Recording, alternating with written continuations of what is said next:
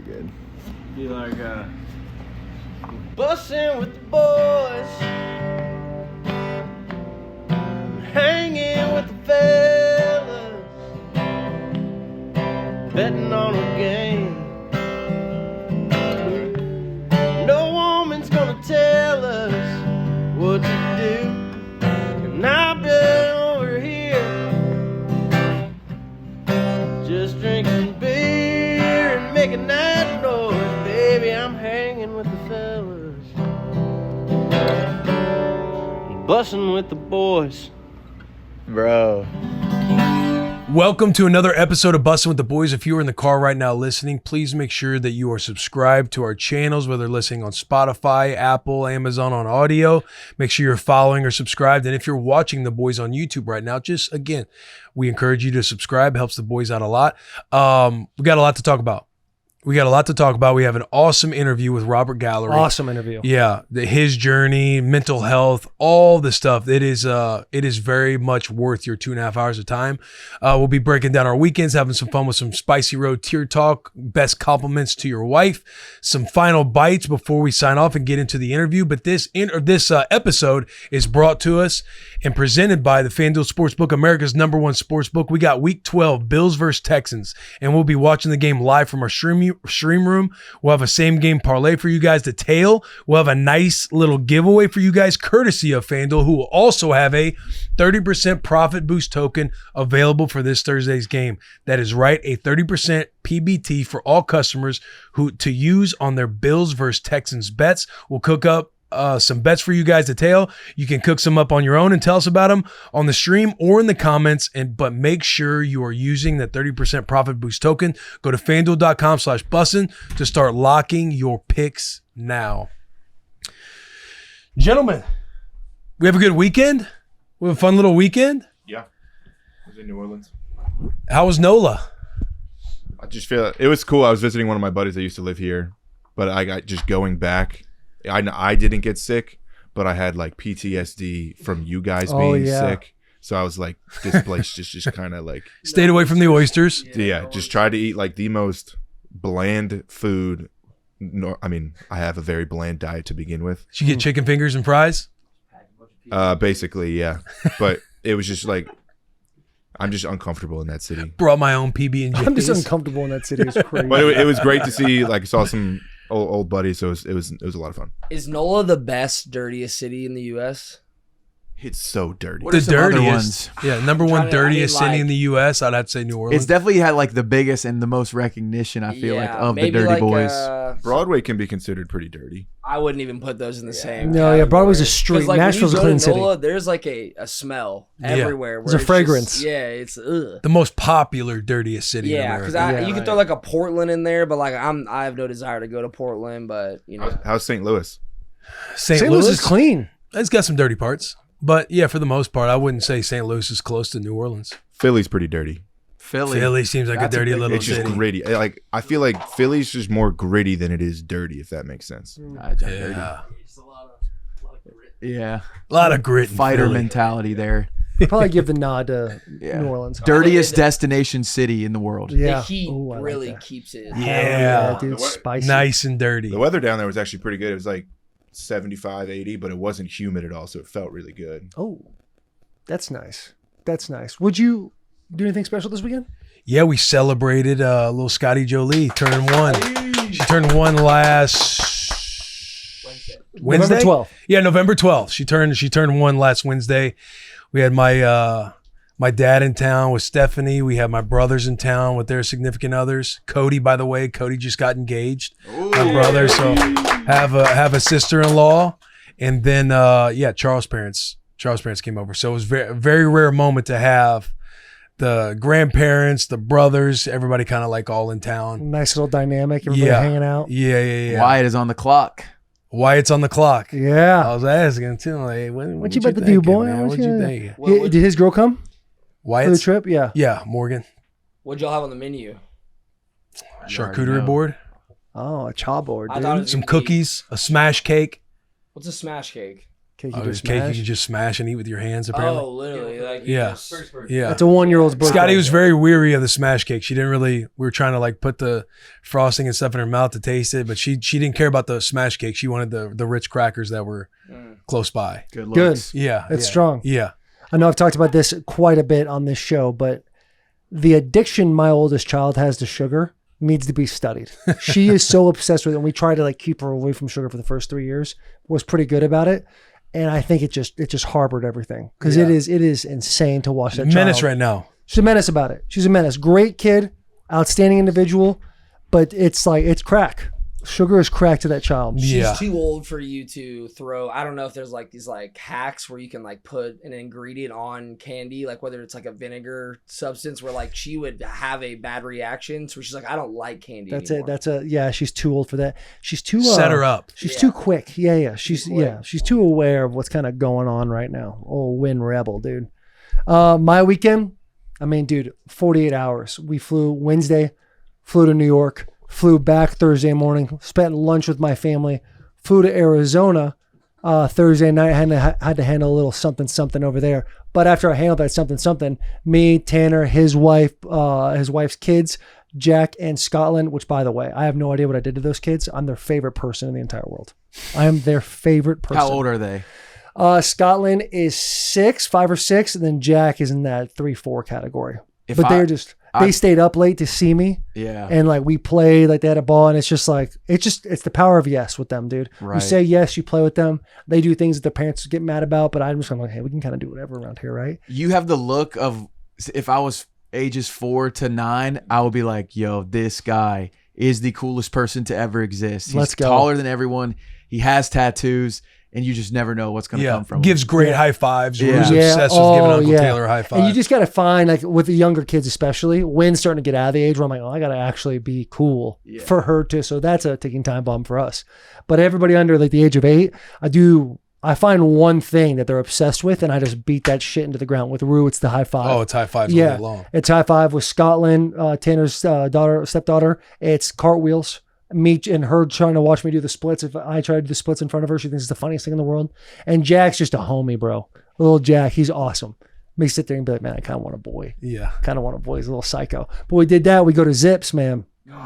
Still Yes, old sir. Photo looked Buddy, like it was. the best I've had. Wow. It was the best I have ever had. Zips just continues to exceed expectations. It with him. continued. It just keeps on, dude. Just when you think like we've had enough of it, I'm sure it's gonna not taste as good this time. It is. I go knock that thing out. I'm in a full suit, and it's Tanner's sister, Valentina, her kid. Madeline's there with both her kids, and Tanner was doing this like charity golf thing. I don't think there's somebody that does more charity work than Tanner. I don't know if he ever actually raises money, but he's always on like a hunt or like a golf thing or whatever. But he's always doing that. I get to Zips. Waiter comes by. We exchange pleasantries about our mustaches. He's got one. I compliment him. He gives it back. I said, yeah, I was actually fishing for one, so thank you. And then I give him the whole spiel. Buddy, I don't live here anymore, but I used to live here. This is what I need. If you could just say, make it with love to the chef, that'd be incredible. And he really did it. He truly did. And it was, You gotta go back. buddy, it's so fucking good. It's so good. And my foot was starting to feel a little bit better. So I treated myself a little bit. As he's sitting on it, he's got the Bro. got the boot on. Yeah, this foot, man. Get back Friday. I'm like, hey, I've been traveling so much. Dylan's like, hey, the next 2 days, like, put your foot up and just rest your foot. Like, we have to figure out what the hell's going on with this thing. So I rested for a couple of days. Sunday night, my daughter has a rehearsal, or not a rehearsal, like I don't know, this little thing. She started a band with 2 other girls, and they like wrote their own songs, and this lady helped them write songs. The lady's playing the piano and the ukulele while these kids are like going back and forth singing. Not bad, I will say. They are not. It's not a bad club there. After that, we go to Hugh Babies, and I'm starting to feel like, okay, I can actually walk. I can't like press off my foot, but I'm like walking without a limp, and I'm like, a little milkshake kind of sounds nice right Hugh now. Babies, Once too. again, just Woo. falling into the trap that got me in the situation again. And buddy, I woke up this morning at 3 a.m. foot ballooned up, go to stand up to take a piss, and it's just fucking hell. It is just hell. I've lost 13 pounds. I am prey. I am not. At one point in time, boys, I was a highly successful Pro Bowl football player, possibly arguably the best tackle in the NFL. Now I am just less than. I am prey. You're a shell of yourself. I'm a shell of myself. If a large gust of wind takes off when I'm outside, I might fly away. Haven't worked out in 3 weeks. I look at my body and I'm just like, what the fuck is this? I look in the mirror and I'm just like, what are you doing here, huh? You're just oozing away. And I am, dude, I am getting to the point where I'm just always in pain. I'm always in pain now. And it just sucks. And it won't go away. And I can't fix it. I've been on pain pills for like 12 days straight. That's like kind of tight because you gotta feel kind of nice at certain times. But other times, like I've been through this game before. The come down is horrible. My personality is like, how do we get more? And so I'm just like fighting the good fight. And I don't like where I'm at right now. November 2025. I don't like where I'm at. You got 1 week to get it together. Buddy. Yeah. I'm in the movie Saw. I'm in the movie 127 Hours, and there's a knife staring at me right now. And I'm like, do I just cut my foot off? It might be better than what is happening right now. It is awful, bro. It's awful. And it sucks too when people are like, oh, Taylor, oh no. What happened to your foot? You're in a boot. And I have to go, had gout. No, I don't have gout, but they think I had gout, and I rolled in my foot, and then I might have tore a ligament in my foot. I don't even know if I actually tore a ligament in my foot. I'm just like kind of sitting there and be like, they think this, so I'm just going to say it like that so I look like less of a bitch. There was a time, dude, when you would have a boot on after a football game, and it was low-key a badge of honor. Like, yeah, I played through it. I'm going to play next week. I think about junior year in Michigan State. Had a high ankle sprain and a broken hand. And I was at the bar at Rick's American Cafe, slugging beers in a boot and a cast on my wrist. And there was a piece of me that's like, you fucking earned this beer. And what are you gonna do next week? You're gonna play. Now I'm 34 and my kids are like chomping at the bit, being like, hey, Dad, play with us. If you could play Bergen with us, just go on your knees. And I'm like, guys, I can't do it. And I'm on the couch. I'm withering away. I'm slowly deteriorating. I take so much pride, dude, on taking care of my body because I've taken so many shots in the head and I played so recklessly in football. I know there's a vegetative state in my future. And so I just try to stay ahead of the chains. And here I am with a fucking boot on, man. You're already there. Damn. Mitch, a vegetative state is somebody that's in the hospital, can't, like, non-responsive. I didn't mean to say you're already. I said it's accelerating. Yeah, it's accelerating. And I like to think I am very conscious about my health. 100%. What I eat, how I train, like stay ahead of the chains, cold tubs, hot tubs, saunas, get a little NID every once in a while. Like, it's crazy to think a milkshake can take you out. Bro. Damn. Like, that's where you are, man. I know, dude. I know. And it's like, everything you just said hurt. But it's like, what am I mad about? It's because there's truth. And that's what sucks, bro. I think you see how far you can go. No, dude, let me tell you something. No. You guys had gout? Has anybody here had gout? My buddy Winfrey, he had it when we were at the beach one time. And what did he say? I honestly didn't take it seriously because when your buddy's hurt, you're like, thank God I'm not you're hurt. Being a bitch. I know, but then I'm hearing it from you and I'm like, maybe I should have taken it more seriously. Dude, people maybe in the I should comments. add some more empathy with it. People in the comments who are listening to this right now, if you've had gout, please explain to these boys what it's like. People are. I've been seeing people. Oh, there's a lot of sympathizers. Put their arm around. I thought it was like a World War II disease when I was first hearing about it. Dude, it is literally. People call it the King's disease. Like in medieval times, that's legit how it looks. By the way, except for the dude's left foot is crazy as well. You should drop a feet pic for the people, buddy. Dude, in medieval times, kings and like higher end people in these worlds would get them because they wouldn't exercise. They'd eat red meat all the time, and so it was literally like a distinguished disease. They called the King's disease, and I fucking hate it, man. I feel so defeated. I feel so defeated right now. And I don't want to be the guy that's on an antibiotic every day. Wake up with my fucking Monday, Tuesday, Wednesday, Thursday pills and I have to open it up, take it out and take that. And if I don't take it, then I get sick or whatever. That's the start of the end. Like, how do I fix this? How do I get it right? I've worked so hard and I know this is, listen, boys, you guys don't deserve me just fucking vomiting on you guys right now, but give me some time here. I have worked so hard since my football career's ended of trying to get my gut health back in order because of all the steroid packs and all the pills and all the things, the Toradol shots over and over and over again. I've tried so hard to fix those things. I've taken a steroid pack in the last couple of weeks. I'm on it's this uric acid thing right now. I'm taking tramadol and I'm just looking at myself like, bro, you're going to fuck your gut up again. If not, it's already fucked up and it sucks. onward. Somebody else tell me something bad that's happened to them recently. How's the JP. back, Will? I'll say this. Yeah, I mean, back's not all the way there, but I'll say this. Since 8:30 this morning, I've had 12 missed calls from spammers. Like there's an epidemic right now by spam callers. Good. And I don't know what to do. I just got one 2 minutes ago, and I've had 4 since I've been on this bus. I've What blocked the fuck are they doing? I've blocked like 40 numbers, and they just keep coming, bro. I feel better that you're getting them, but all weekend, I legitimately probably got 30 plus spam calls, messages galore, and I'm like, did I enroll in something where they ship my number out? It is so frustrating. Yeah. God. You know what the problem is too? Is if you ignore it, it's actually better than blocking it, because if you block it, they know that's an active number, so they go and send it off to other places. I heard. Good intel. I heard. Something to think about. But hey, thank you. I know you guys are dealing with a lot now too. Yeah. And I didn't want It this is whole podcast. annoying, bro. Yeah, I bet. I bet it sucks, yeah? Yeah, it's probably the worst thing going on right now for people. For sure. Besides gout. Yeah. I mean, having to ignore my phone and put them on silent, Right. send them to voicemail Yeah. Right before the Report is holidays. Jones. right before the holidays. Yeah. Yeah.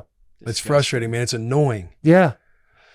But yeah, that's probably the worst thing going on right now that I'm dealing with. I think Scotty could be. Is there such thing as like a 12-month sleep regression? Well, yeah, we'll talk about it. There's always some sleep regression. Yeah. So like 6 times trying to, just quiet her That's down, so calm her funny. down. Like, dude, why are you yelling, bro? Like, get with your shit. Right. How Figure it the fuck out, Yeah. man. how far away is she from talking? When do kids start talking? She should be getting going She pretty gets quick. dada, Yeah. gaga. Lady Gaga, big fan of her. She can go, she can do the snake noise. Mm. So seems like we're close. She's fluent. Dude, Willow was talking quick. Like if I had Willow first and then Win second, I'd be looking at Willow. What's going on here? But because I had Win, then Willow was just like kind of, they were always around each other. Started talking real fast, started walking real fast. It's dope that you got Scotty to 1 though. I feel like this year's flown by for y'all. It's a celebration for parents, man. Get the kid to survive for a year. Yeah, you've made it. Yeah. Like at this point, it's on them. Yeah. Like, yeah. you just gotta. Hey, She buddy, can walk now. Yeah, Time to start paying some bills. Yeah, make a sandwich, dude. Get a Yeah. job. Those types of things. But yeah, dude. Gout. And fucking, Still goutful. I'm still goutful, and it's just like I just want to feel good, dude. I just want to feel good. Have I not earned that? And then Jared's dumbass. No. I walk in and I'm like, "Hey guys, I'm in such a bad mood today that actually I'm in a good mood. Like it's reversed to me." And Jared goes, "Isn't there like a super rich hospital you can go to that fixes it?" I go, "Jared, would you think there's like some sort of Illuminati, like cloaked group of people that just go drink some child's blood and all of a sudden it gets fixed? Because if there is, point me in that direction, dude. I need to fix this." In But- his mind, though, he legitimately believes there is that hospital. Out No there. doubt. He said that to you, and then he was still standing 10 toes on it. It's like, no, there is one. Jared and I, man, we've had a little bit of, we've had a back and forth the last week or so. There's Sounds like y'all got to need a be trip to something Vegas. out there. There's gotta be, man. There has to be. If somebody has an Illuminati type of crew that is interested in having me be a part of it, and I am the most vulnerable I could be right now. It exists for sure. Like It I gotta has believe to, like bro. Brad Pitt. Bro, how's Brad Pitt look that good? That's what I'm saying. I took a little selfie video this Tom morning, like a Cruise. Victory Monday, got myself a black coffee, Michigan hats, they're on sale, all that thing. I'm looking at myself in the selfie video thing, and I'm like, look how old you look, dude. You haven't slept 8 hours in 3 weeks. Like Buddy, a you full look- 8 hours. You look good. You look good. Buddy, I feel. Just trying to give you some optimism. Thank you. I feel like shit, though. Just slowly withering away. You cannot cure gout. Fuck! You can. Not yet, bro. Not yet. Not you could be yet, the dude. first. Can you go back to that, Yeah. Jack? Click off of that. You're on the uric acid. Are you staying hydrated? I could use more. Let's get some more high purine foods in your diet. What is purine? What is that? Who knows? Sounds like dog food, Purina. Taylor said something to me the other day. She goes, "Have you been drinking more type of water?" She's like, "If someone does Kangen water, the alkalized, blah, they said they had gout and then it went away." And I'm like, dude, I'm all about unique styles of health and wellness. I'm big into the juices and the turmerics and all that stuff. But my mental headspace where I'm at, I'm thinking, what the fuck are you talking about, dude? What water? We've crossed the line. Microplastics? We've crossed the line with waters. There's way too many waters that exist. Too many now. waters. That Too being many said, I would waters love going to on. get a Kangen water system in my house, bro. I need it. I need it. You could probably get it. Probably. Just point me in the direction of that Illuminati crew, and I'll get that done. It says best foods for gout: cherries and vitamin C, coffee, skim milk, water. Okay. Good. I'll lose 13 more pounds the next week. Get you some cherries, man. Yeah, I do. I used to take tart cherry pills, and I've recently just reordered it. But it's like I haven't had meat or like red meat in 3 weeks, 2 weeks, whatever it is. I just don't understand, man. Yeah. I don't understand. You'll get there. You think so? Yeah. Like this can't be the rest of Maybe. my life. Don't. Because you've had a few situations just with your foot. Because I want to say you had something going on even when you were playing. On that last year, your foot was like bothering you. That was my first bout of gout. Yeah. So when was the last? How long ago was that? Well, Couple years? This is my third season not playing football. Yeah. So 3 years ago, you've had some episodes, and as somebody too, like you take care of yourself as much as anybody. So knowing that it's like a diet type thing, it's very surprising. I know. Here's what I have to do, dude. I truly have to understand that my life of eating junk food, it has to be over in order to be happy. And that sucks because I have to reroute my brain. Like Thanksgiving's right around the corner. I'm terrified. I'm terrified of our Thanksgiving day. One day. It was It one is day. one Dude, day. it was one day yesterday. Dude, I'm not joking, Mitch. I was on the ups. I was like, oh, I might not wear a boot to work tomorrow. I might put my Chucks back on. I might put my Vans back on. That's how good I was feeling. I'm out there playing air hockey with my youngest, thumb eater. But like we're getting after it, having a good time. And bro, Do you think those shoes could be a contributing The shoes factor? could be a factor. that's a yeah. structural thing though, but I've been doing it my whole life. Like I have flat feet. It's not like I need arch support. I have no arch in my foot. I have no arch. Yeah. Little flippers, bro. Will loves talking about my thumbs and my feet, bro. Yeah, shoes are a significant factor. Fuck! Dude, no. You might have to get some like Hoka's or something. Yeah, bro. Moon shoes. 6'9". Get some old guy shoes, man. Get Them Monarchs. clouds start walking. Yeah, get some Monarchs. I remember, dude. I remember being at Michigan and the trainers. I was having foot pain because I was wearing Adidas shoes. I didn't know it at the time. But my freshman year of college football, they're like, hey, I think the problem is you're wearing Vans all the time. Like you shouldn't be wearing Vans. You need something with more arch support. And I think I was like, I'd rather kill myself basically than not wear Vans. And here I am, dude, 34 years old. And I have to, like, you're telling me I can't wear the number one thing I associate myself with as far as like clothing goes? Would you rather stick with Vans and still have foot issues, or have to change up your style? Bro, it sounds like I'd rather change up my style. I can't live like this, dude. I cannot live like You this. have your answer. Thanks, Mitch. I know. I'm sorry, man. That's not on you, man. I'm just. No, it's okay. We were talking earlier. It's Bro, like, you called me a vegetable like 5 minutes ago. You're already there. I phrased that wrong. I said it's getting closer. But what we were saying earlier this morning, it's like you're in such a bad mood that it's almost like Yeah, funny. it's like almost. It's funny to me where I'm at. Yeah, but No, like bro, we're I just know we're all on your side. If you need anything, let us know. No one's we're here for supporting you. gout here. is what Right. I just said. Yeah, you guys are on my team, and that actually really means a lot because I feel so alone right now, dude. We're here. We're here. I'm fighting this fight. I feel so alone right now. Yeah. It's awful. Should we get into some spicy road tier talk, some best compliments to give your significant other? Nothing transitions better from gout than that. So yeah, let's do it. Well, maybe some optimism, throw around Right. some ideas. Just get out of the gout conversation Yeah, let's so that get way out you're of not there, just man. feeling bad the whole time. Let's get out of there. Are we gonna make our own together? Like we're all gonna think tank this one? Yeah, I think we can all throw stuff out there. I think you look gorgeous. That could be on the list, right? Tier 3. Yeah. Well, here's I think 3 that come to my hear mind. that. Oh, go ahead. You look stunning. You look gorgeous. but here I like those. This is where I think it takes it a step above. Like you're in a regular conversation. Like you get home from work, and I'm, hey, how was your day? And she just starts talking like, hey, by the way, you look outstanding today. Like you look really good. And then she's like, kind of like throwing back. She goes, really? And you're like, yeah. Like why would I just say that? Yeah. You know? Smooth. That to me Smooth is operation. that happens like 5 times a week at my house. I like looking at Charlie and be like, that ass is looking right. Yeah. Yeah. Yeah. So that's I like that. Yeah. I'll hit the end with like, that thing looks crazy back Yeah. there. Like, what And are you I don't pulling? know if she likes it, but in my mind, I'm thinking this is a huge compliment. Like she'll be, Right. I might be coming down from putting Rue or Scotty down. She might be finishing up in the kitchen. I'll just like walk up, say she's at the sink. I'll just walk up behind her and just whisper in her ear like, I need that. Yeah. Yeah. And then to do a little dry hump. Yeah, we'll just press it on her real quick. Yeah. Put it on her hip. Yeah, she'll be brushing Something her where there's zero sensation for them at all, like the right cheek. Yeah. Just like, If I catch her like putting a dish in the dishwasher, like brushing her teeth, I'll just walk up behind, grab her hips, and kind of dry hump her a couple times. dude, Yeah. Will about to have a mug shot out there. for real, dude. Hey, to the married men, you guys don't spontaneously dry hump your wife every now and then?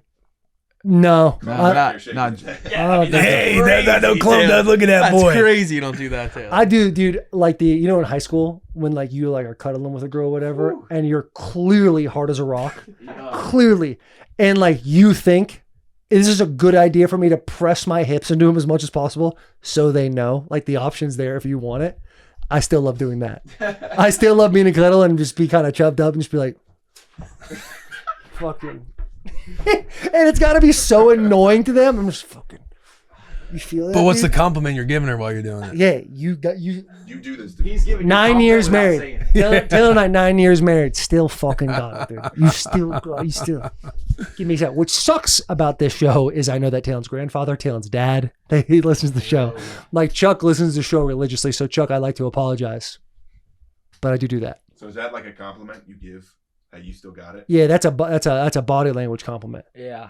That's a tier 2. Words. Actions speak louder than words. I feel like a really good one too is noticing a haircut or new nails. Oh, Yes. Or new dress. Yeah, or clothing. Just anything that like they have gone out of their way to get done. That goes a long way with women. Because for guys, it's like we're happy that you're happy, but no, we're not getting pedicures and manicures, as frequently if you are eyebrows, eyelashes. You're right too, especially clothing. They get something new, like Charles had a jacket going on. I'm like, yo, I mess with that jacket. Noticing it before they have You see anything said different? something. Yeah. That I think is where you hit the home run. Hell yeah, dude. That's a Good stuff right there, Jack.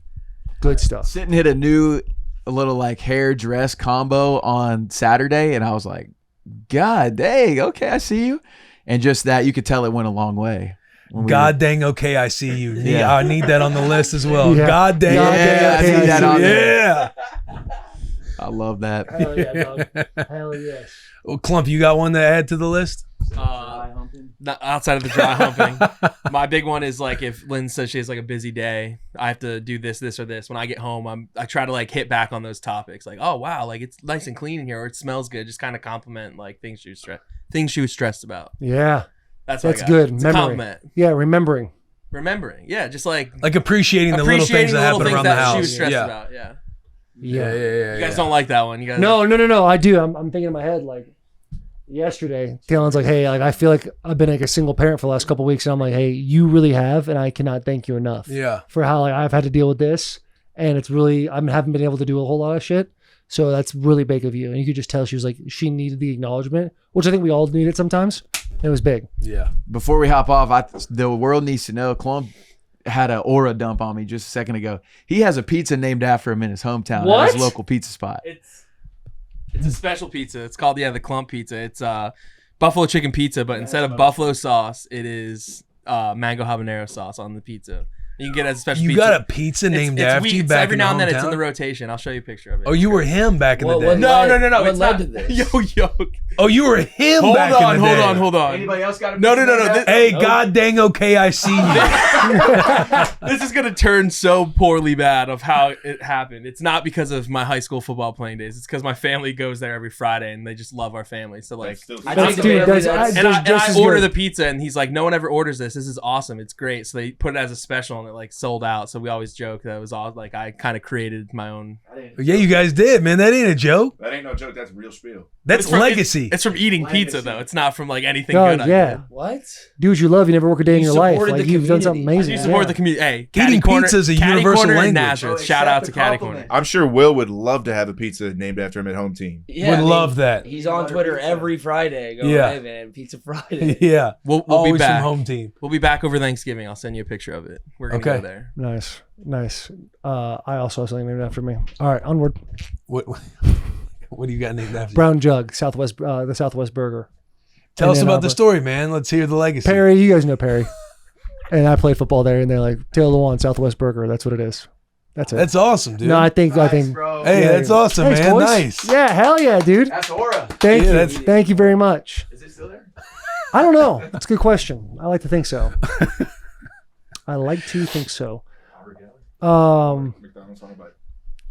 What time does Nebraska and Penn State play this week? Night game. So we hope we'll be able to stream that as well. Yeah, we'll be on the stream. I'll be balls deep in that Nittany Lions Huskers game. Well, that'll be 11 a.m. We're streaming at 11 a.m. this week.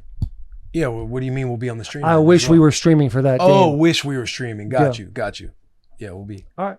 We'll be solid. All right, let's get into the final bite. Brought to us by McDonald's. New Buffalo Ranch sauce has arrived, and it pairs perfectly with your snack wrap McCrispy sandwich and McCrispy strips. Yep. It's got the zang tang of buffalo with the creamy, cool, mild ranch. It's mild and wild at the same time. It's a sauce that balances itself and complements our crispy chicken.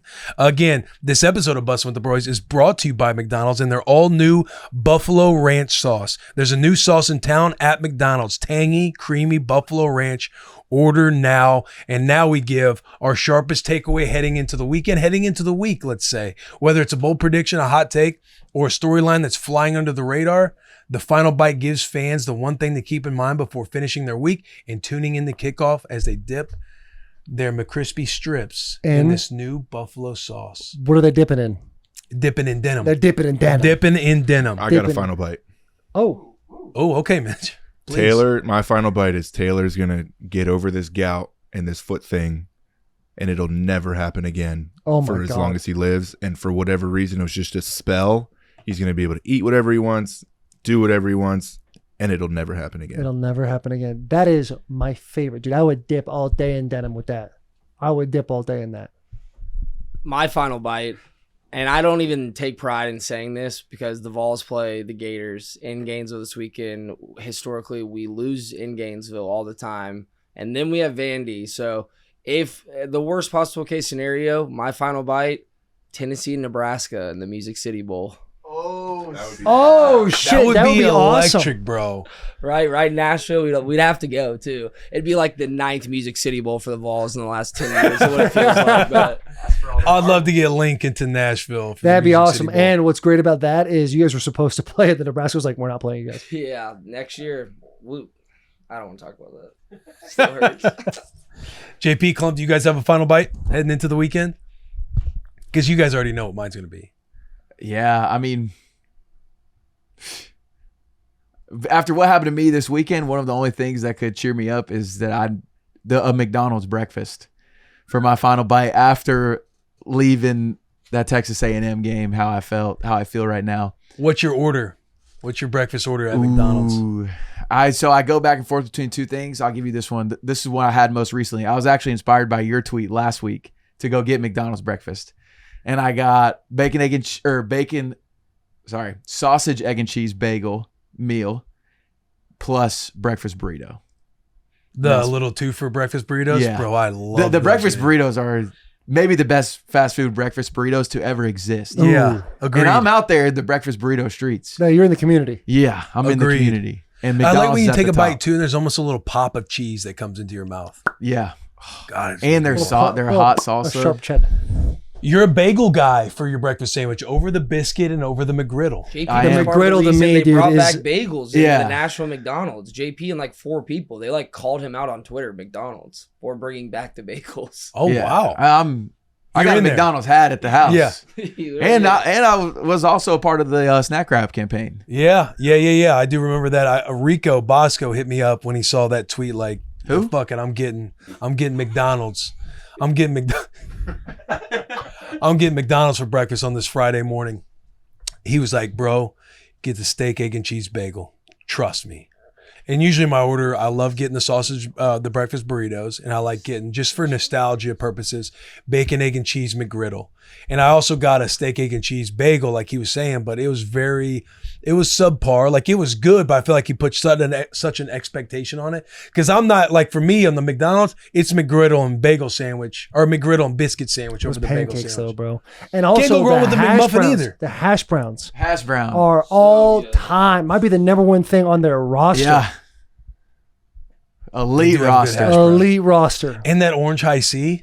We might have to next on. final bite. We might have to create a starting 5 and then a reserve 5, just like a basketball team. Yeah. Starting 5 on the menu, and then who's our bench on the menu. Yeah, I like that because they have a great roster. At Yeah, that bench is deep. McDonald's, yes. I mean, my final take is we're going to go into Happy Valley Saturday night, double-digit underdogs, Nebraska, TJ Lateef. We take down the Nittany Lions. Foxhole game. Foxhole game, yeah. Foxhole We got an game. opportunity to finish strong here. I will probably be ranked by the time we play them. Get the ranked win. Monkey off our back against the Iowa Hawkeyes.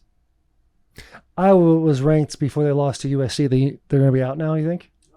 It'll be close. They probably be like 24, Yeah, it'll be close. 25. They might be able to snip a 24-25 in there. Yeah, which would be nice Yeah. because you guys got to get that off your. That's the next step Yeah. right there. My final bite, hot take.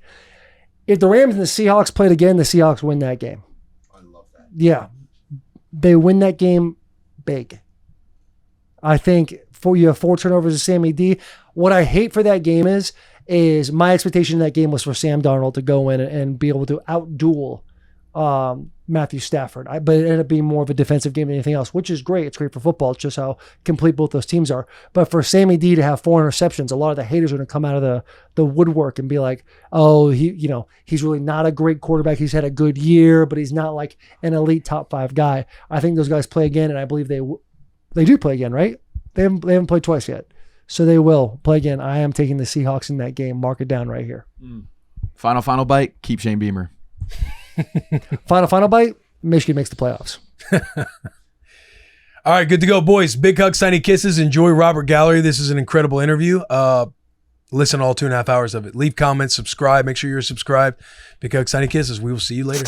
All right, quick break from the episode to bring you Olipop. Olipop times SpongeBob collaboration, the Pineapple-iest soda from Bikini Bottom. Pineapple paradise, juicy pineapple with a splash of mandarin, pure liquid joy, just like SpongeBob himself. Each pack's a little treasure hunt. You never know which one you're going to get. They have these little hidden SpongeBob can designs in each 4-pack. You can collect them all and unlock sweet rewards at drinkolipop.com/SpongeBob. Your boy, I've been a soda fiend my entire life. We've all learned how sugar is not the best thing for you. Soda is filled with sugar, not Olipop. When I found Olipop, your boy was elated. I have a couple flavors that I'll mention down here at the end, but I love soda, but most of the time it doesn't love me back. Olipop actually supports gut health with 9 grams of prebiotic fiber and only 2 to 5 grams of sugar per can. It tastes like soda, but it's actually good for you. They have an incredible lineup of flavors: vintage cola, classic root beer, cream soda, orange squeeze, Dr. Goodwin, lemon lime, and more. My 2 personal favorite. I just came across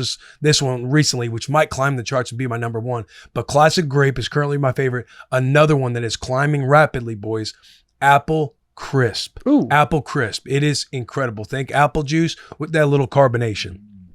Get $2 off a 4-pack of Olipop at drinkolipop.com/Bussin. Works on any flavor of 4-pack, including SpongeBob, with any retailer.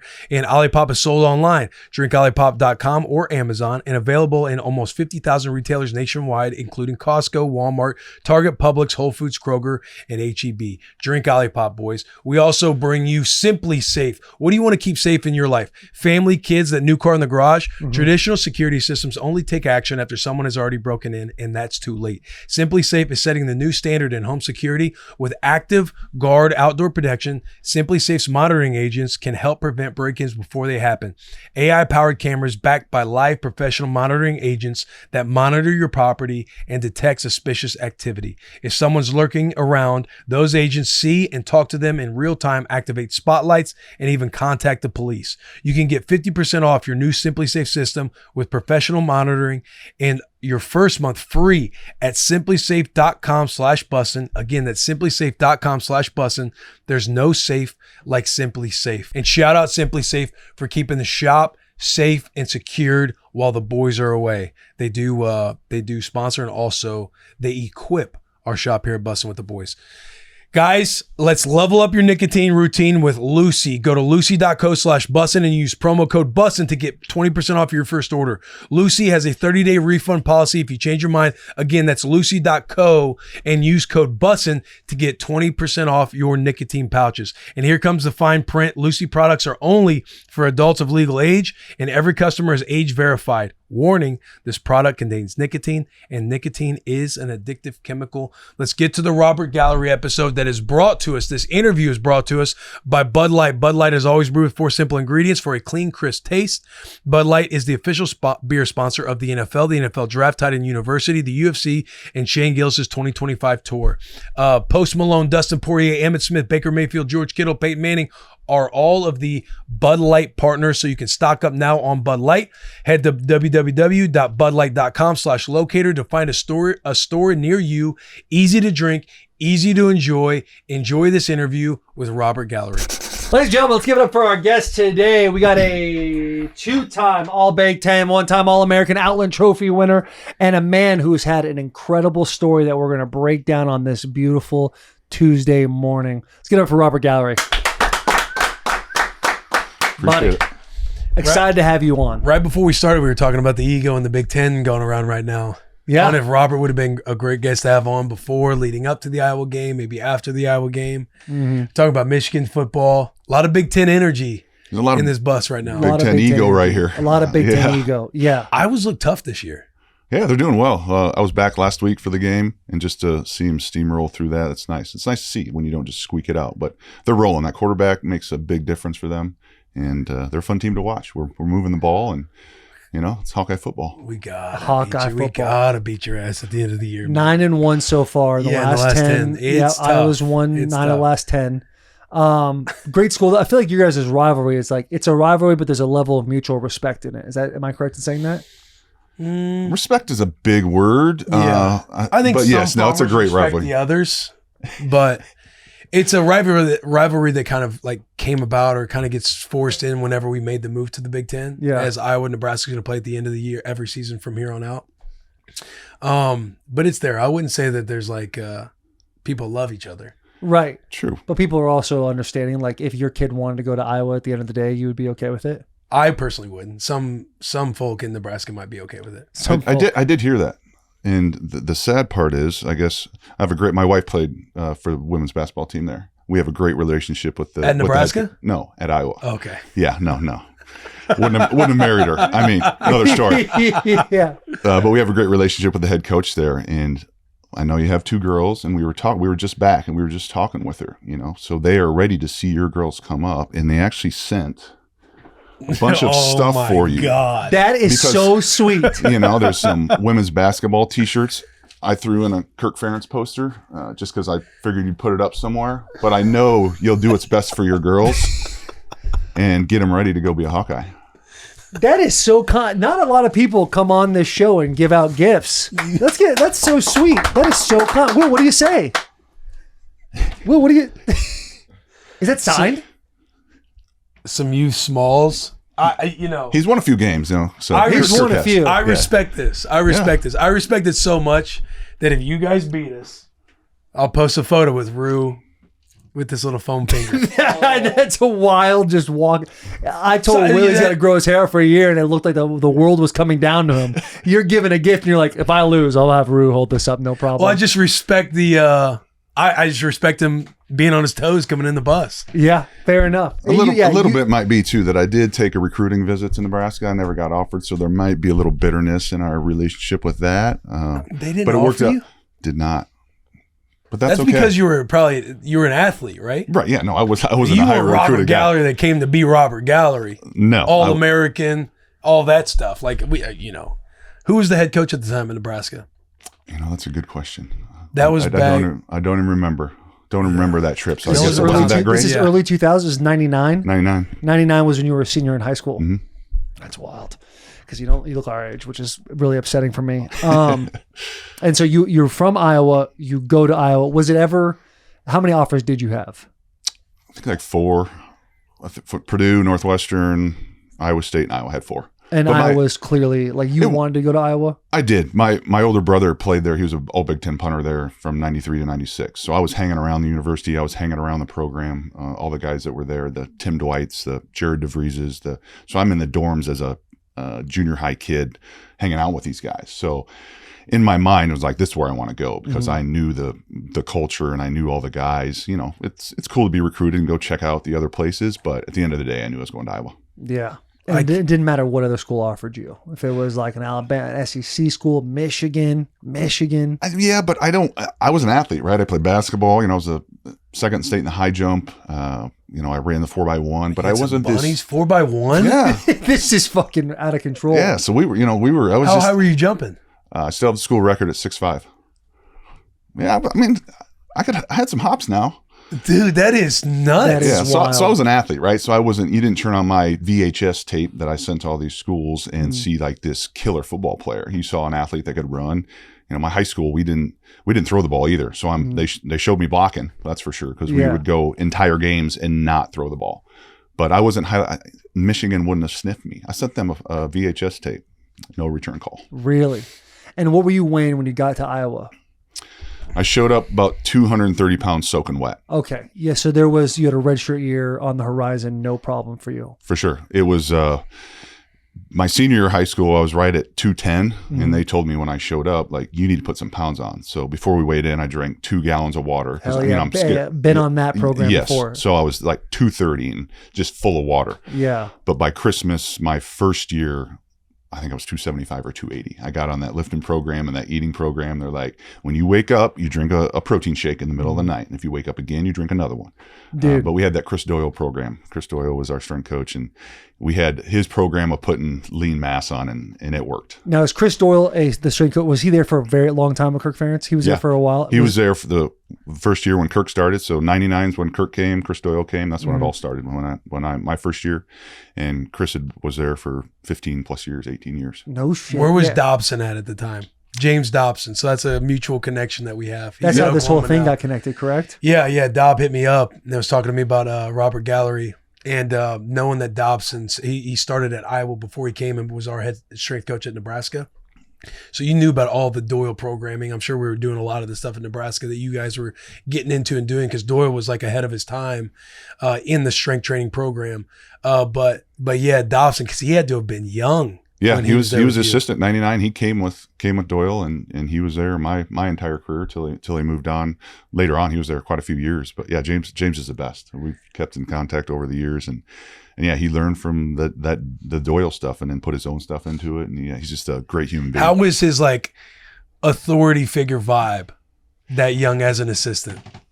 You look back on it, and we were, obviously we were all a lot younger. You look back at pictures of Coach Ferentz in 1999, you're like, holy cow. But James was a young guy. We were all just trying, right? They were trying to put in their program, and we were bad, right? 1999, we were 1-10, my redshirt year, right? So everyone's trying to bring in the toughness, but it was Coach Doyle and James like bringing in that, like, if you don't do it right, get out the door, right? And it was it's a weed out the weak type of mentality for sure. And if you did stuff right, they loved you, right? Was it hard? For sure. But those guys like me, we fed on that. The Iowa guys, the people they brought in for that culture, that we fed on that stuff. And if they called you out, you're like, oh yeah, watch this. Yeah, you know what I mean? Yeah. The 3 California guys, they were like, I gotta go. I gotta get the hell out of here quickly. Right. So you're with Ferentz, you redshirt your first year. The next year you starting? Started at tight end. Really? Yes. True athlete. Yes, I was. So tight end you can potentially claim. I can. Being a part of the group. For a very small time. I think I had 3 catches, one of which was at Nebraska. We ended up losing that game, but I did have a catch in that game. So my first year, my redshirt freshman year, started at tight end, and then 4 games in, they came to me like, hey, we need to have a discussion. And then I moved to tackle, and the rest is history. How'd you like playing for Coach Ferentz? I loved it. He's the best. He is. I was just back. He's a guy I talk to regularly. He hasn't changed since 1999. He's just the most steady, genuine person you've ever met. Now you see him, right? He obviously was 27 years younger when we first started, but you see him now getting emotional. It's cool because I knew him 27 years ago when we were just trying to get a program turned around, right? He was coming in. He was a young new coach, or newer coach, right? Head coach. And he's just a genuine human being. There's no rah-rah. It's everything he says is meaningful and to the point and just genuine. It's hard to say. I took my son back for training camp. My son's in his office hanging out with him. There's no like, oh, Robert's here, we got to fake this and make him feel included. He's like, this place is your place and your son Lincoln's. So Lincoln's high-fiving him, knucking him, right, running in and out of his office. He's just a genuine human being, and that's why he's had so much success. And your son's name is Lincoln. Yeah. Very interesting. Lincoln, Nebraska. You didn't think about that? It all comes back to Nebraska. I did not think of that. I'm a car guy, so it's actually more after Lincoln Continental, the old 60s. But now he won't be able to help but think about it now. He might have to. Yeah, it's messed up. Yeah, now from now on, you'll be like, Lincoln. I definitely should have named you Ford. Should have named you Ford. Coach Ferentz was the first head coach I had to call and basically say that I wasn't coming to Iowa, and it was so painful. But he was incredible to me whenever I made that call. My parents were like, you have to call the schools like Iowa. I was very much like considering Iowa, and they recruited me hard. And I had a cool. You said you were considering Iowa? Yeah, I was considering Iowa because my brother was a year younger than me, and he was a very good wrestler growing up. He was a senior national champion coming out of high school. So when I would go on my recruiting trips, we would take a family road trip, and we'd hit Mizzou because Mizzou had a good wrestling program. We hit Nebraska because Nebraska had a good wrestling program. We had Iowa because Iowa was unbelievable at wrestling. Yeah. So a majority of my decision, I wanted to go to a spot where I know my brother could go and wrestle too, so we could go to school together. So Iowa was very much in the conversation. I forget my recruiting coordinator, but I had a cool relationship with Coach Ferentz. Super awesome dude. It's cool hearing you talk about him because he did seem very genuine. Whether I got to sit and meet with him, talk to him on the phone. Doyle, kind of intimidating, bald dude, massive. Like they had the chains going on everywhere in the weight room. It just seemed like a spot where you go and get yoked. Yeah, you get after it around there. Yeah. Bubble, they just had a bubble. They didn't really have an indoor. I visited Iowa right after Nebraska. So the difference in facility was like you walk into the bubble and it was humid. Like, they didn't have like an indoor very well. Yeah. Yeah, we were behind the times with the facilities. Behind the times. They're like, we're building a new weight room. Yeah. But I had a cool visit. I had a cool visit at Iowa. Yeah, that's great. They're both, my first day of camp with the freshman, Coach Doyle was holding the bag, so it was just the freshman. Mm-hmm. And I'm a skinny tight end, scared shitless, right? I just want to come in and make it.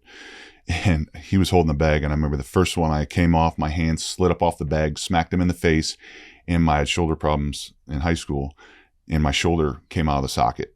And I'm like, oh God, is this for me? So he's staring at me, right? And he was a massive man back then. He's staring at me. I just jacked him in the face, and I'm trying not to cry because my shoulder came out and just had to go back to the drills. And I'll never forget that day because he looked at me and just told me, keep your hands down. And I'm like, yes, sir. Because he was this massive, scary human being, but the greatest guy out there. What is the dorm situation? What is it called? The 6-pack? We didn't have that then. Okay. No, I don't know. We had the dorms. Some could say Iowa was too gritty for me. Some could say that. Yeah. The way you talk and how I've trained with you. Yeah, I could see that. Didn't have all the shiny lights that Nebraska didn't have had all back the, then, right? Didn't have all the pretty stuff. That's all right. Yeah, dude, is it maybe the most scared anybody can be in their entire life is your freshman year when you go from high school to college and it's your first workout with the entire team. Not the freshman workouts, but the first one. Like when I first got to Michigan, Rich Rodriguez was the head coach. We had Mike Barwis, who was just like world-renowned head coach. And we did like this Tabata type of workout where it's like 3 sets of 12 squat, 3 sets of 12 hand clean, like very high reps, high volume, and also high weight. And then we do like hypertrophy jumping. And by the time we got to that hypertrophy jumping, I was like hitting like a full body cramp, like dying. And after that, everyone started jogging out to the field to go do our sprints and our running after that. So it was like just a hell of a day on a Monday. Mike Barwis walks up and he's got this like super raspy, like he swallowed glass voice.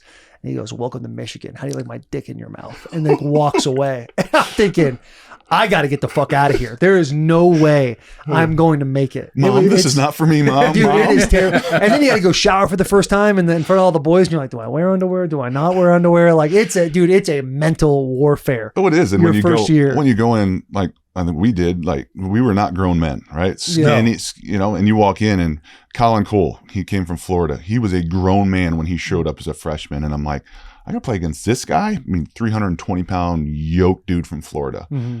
And I remember thinking, oh my God, this is not going to work. Yeah. Dude, it is. Yeah, we had Brandon. It is a mind fuck, dude. You walk in there, you're You're not developed whatsoever compared to the grown men that are in college. You're skinny. You got a little pecker. You're walking the shower. Just fear. Who's going to look? Maybe they are, maybe they aren't. You accidentally look at another guy. He's black. It's way different than yours. We got And good, you're like, good oh. story, cold tub story, but we had Khalil Hill. Yep, he came and just stood at the top of the cold tub and said, I'm going to get here and see what it's like to be all you white boys. We were just standing at the top of the cold tub. He was in the helicopter? Hitting the helicopter. Oh my And God. I remember thinking, oh my Lord, what is this? You're like, I'm gonna keep my shorts and spandex and everything on. Yeah. Terrifying. What's it like to be you guys? Yes. Jesus Christ. What was the moment you realized, like, oh, the NFL is a real option for me as a player? Honestly, I was so, and this sounds easy to say now, but I was so in the moment my entire career. It wasn't until after my junior year. We had a great junior year. We were 11-1 season, Orange Bowl, before we went down to the Orange Bowl and got throttled by USC, but that's another story. But great year, right? Brad Banks was our quarterback. Our offensive line was 5 guys that ended up playing in the league. After that season, Coach Ferentz brought me in and, he said, hey, there's guys are going to be calling you. There's a chance you could come out early and probably be in the top 10. And honest to God, till that point, I had no idea. Really? Did I know I was playing well? Yes, but I was so in the moment till that point. I wasn't thinking about, I wasn't the kid that showed up in college like, oh, this is my step to the NFL, right? Do you watch that stuff and be like, I want to play in the league? For sure. But it wasn't on my mind. I was just worried about getting better and better. And it wasn't until my junior year when Coach brought me in. He's like, it's your choice. Could probably be a top 10 pick. And I remember thinking like, really? It sounds dumb or ignorant, but I really hadn't thought about it because it was just enjoying the process of what we had been doing to that point. And too, it's like it's early 2000s. It's not like you got all the social media and everything going on like you do now, to where everybody knows absolutely everything. For sure, yeah, we had dial-up internet. Remember? Now there's combines for 8th graders. Right, exactly. Getting The schollies. Spark combine is nuts. Yeah. It is well. So, what did you end up leaving early, or did you end up staying for another I stayed. Yeah, it was one of those things. I'm like, oh, I don't, I want to get my degree. I was the old school Iowa farm kid. My parents told me, go to school and get your degree. Yeah. So I wanted to get my degree, and I said, well, I'm gonna get better, right? Because I didn't think I was that good yet, right? And Coach said, yeah, I see you being better. I seen you be able to be a top 1 or 2 pick, right? Like that's what we shoot for you. And so I was like, great, like That's I'm here. Insane to So hear. it was. How do you feel like that infiltrated your brain, like your ego? I mean, it was. Because you going from not being like, you're aware that you're good, but being that good or seen from NFL scouts as like, oh, if I left, I could be a top 10 pick. Now you know it. Coach is also saying like, I think you could be 1 or 2. If you stay another year, you can get this much better here, here, and here. How does that affect you going into your senior year? I mean, it was tough. It was that was the point where it kind of switched to up to that point. It was just having fun, right? My first few years, you're getting your ass kicked, right? You're just trying to make it. First day they moved me to tackle. I'm going against Fred Wakefield versus Illinois, who's a senior and a beast, All-American, just hoping to not give up a sack. To my junior year, we're dominating, but it's just fun. So that start of that senior year was when it was like, oh, there is expectation. Oh, I am pretty good. And that's kind of when it crept in. It's like, I need to be perfect. Like, oh, I'm that guy. So, I could have 69 of 70 plays on film. Now I can say it. Back then I would never. But now I can say that I, dominated those 69 plays and had one bad one, and it would ruin it for me. I'm like, I'm supposed to be the guy that's perfect. And it's so unrealistic, but that's how my mind thought. Right. You're probably like, I want to be the greatest to ever do it. Well, that was just my mindset. Like we all, right? You just grind and grind and grind. It's like, that's great. Like this, I achieved this. Great. Move to the next thing, right? You never really thought about that because it's like, okay, well, that's great. Big deal. Next. What's next? Yeah. And so, I mean, it was still fun, but it was definitely more, more pressure. I thought about it more. It's like, in a game to where if something would happen, my hands would be wide. Oh, he got me. Whatever, next play, I'm gonna go kill him. Yeah. Right? To where something would happen, it would ruin the rest of the game. I'd be stewing because that can't happen to me. Like this doesn't happen to Robert Gallo. Crazy unrealistic expectations. Yeah, the rest of the week when you're watching film, like even for me, like when I was seeing like where I could potentially be a late round pick, like before the season and everything else, and agents are trying to talk to you, like it infiltrates your mind. Like we were on the locker room last week and Clay was kind of like, I bet you were the man at Nebraska, and like, how were you at Nebraska? I'm just thinking like my senior year kind of feels like a blur because I feel like I didn't enjoyed in a way. Like I look back, I'm proud of how I went about everything, but enjoyed in such a way to where I felt like the man or was having all this fun. Like I just felt like I wanted to be drafted so badly to where any bad plays, it would like ruin your damn weekend. Absolutely. Scott Pioli was the GM at New England at the time, very close friends with Coach Ferentz, and he had visited that weekend. And I kind of, lost it, but I was talking to him about it, like, I got, I messed this one play up. And I remember him leaving me his business card at my locker, and on the back he wrote, "Lighten up, Francis," right? Because he was talking to me about, like, dude, relax. It's fun. Like, you're playing great. Just go out and do what you've been doing the last couple of years. But I was so intent on everything has to be perfect because now I want to be this, right? When they threw that out there, you could be, you could have been top 10, you could be at the top of the draft. So now that's a new goal. And anything that affected it would affect me for days and weeks. But it was still fun and was still able to, I was the level of competition too. I was still playing very well, but it was just the mental part of it. Yeah, the mental part, definitely. As soon as expectations get put on you, because when you get to college, it's like, how do I just put myself in a starting role or a contributor at the very least? And you do that, and it's like, how awesome is this? And I'm wearing a uniform in college and playing. And then just slowly but surely, like their expectation after expectation, you continue to move the goalpost for yourself. But it ended up working out. You go second overall to the Raiders. What is, like, in the early 2000s? What is the draft process like for you? Like combines, is it still in Indianapolis? Yep, still in Indy. So go to the combine. The typical. And it wasn't. Sounds like you went nuts based on your high school athleticism. Yeah, I did well. The one thing that is true. Yeah, the one I ran very well. I want to say it was sub 5 electronic. I think 489 handheld was what they had me. So I ran well, jumped well. How heavy are you at this point? I weighed in at 320. Unit. Almost 100 pounds more than the first day you walked in Iowa. Exactly. I remember, I won't forget the bench press. So did the bench press and I don't remember what team he was with at the time, but he had a big ego. And he said I was bouncing, right? Because I was a fast bencher, like as fast as I can. I'm like, I'm gonna go in there and put up, this many, 30 some as fast as I can. Well, he didn't count a bunch of them. He's like, nope, because I was going too fast. You got to pause. So I remember coming out, right? So I've talked to the media right after that, and I'm pissed off because he counted 26, right? So that was not the standard. I think I did 34, but he didn't count 8 of them. So I'm pissed off about that, right? So that was the whole combine. I remember stewing on that the rest of the entire combine, trying to do interviews and meet with GMs, and all I can think about is like, this motherfucker didn't count these many reps in my bench press. So I 34 sounds way better than 26. Well, for sure. I'll be hot too. Tight. Yeah, no. So it was, the combine, it was great. It was, not what it is now. Obviously, there wasn't all the cameras, so that was great because, you just go in there and you did your stuff when we got out of there, and I ended up showing that guy in the bench press when I redid it at Iowa. It's a good story behind Coach Doyle coaching on that one when they came to Iowa. So we have our pro day, and he's like, all right, we'll show them. We're going to do 32, and then you're going to stop and rack it. So scouts come in. I come in. They set it up, had one bench with 45 on each plate or on each side. Next rack had 2 45s, next had 3, the next had 4. So I sat down with the 145 on each, did a bunch of reps, moved to the next bench, did a bunch of reps. Now I've got 3 plates on each side, do a few reps, 4 plates on each side, knocked out like 3 of them, then went and sat down and did my test and stopped arrogant, but stopped every single time. Stopped 1001, did 32 of those, racked it, and walked out the door. Didn't say anything to any scouts. That is bad. Just a big fuck you. They're watching me warm up, and when I sat down at the bench with 4 45s on the side, I can remember them looking, what is this kid doing? Doyle's like, we got a plan, just do it. Sat down, knocked out a couple of those, did my reps, and walked out the door. So. That is badass. I love that, dude. Oh, this is the RAS score. RAS is relative athletic score, and you're a perfect 10. Interesting. Never seen that. There you go. If that's a little ego booster for you right there. There we go. Can't get better than 10, brother. Can't get better than 10. And you got to give sub 5 out of your language. That's a 4.9. Perfect. Yeah. You ran a 4.9. Yeah, that's a 4.9. Yeah, sub 5 doesn't sound as good. Great. Short shuttle 4.83. That's quick. We had some good teaching. Coach Doyle and Dobson, man. Yeah. Those guys knew how to teach that, and the athletic ability helped. But those guys were great teachers, man. I owe the credit to them. What is the stuff we would do at Dobson? Where the pushing and the pulling of the sleds? What was it called?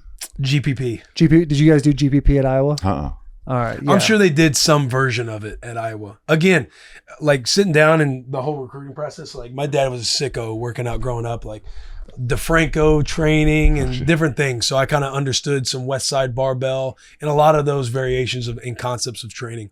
And everybody was super high on Doyle. So getting to sit down and listen to Doyle speak and then getting to train with Dobson throughout my career at Nebraska, like it did feel like they were, you guys, Iowa, I remember on my visit, you were the only school that had the Tendo units happening at that point.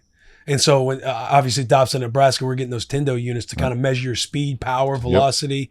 So very much like ahead of your, like I wasn't a combine guy, but just staying and training with Coach Dobson throughout to get ready for pro day and everything else. Like, yeah, they are very good teachers.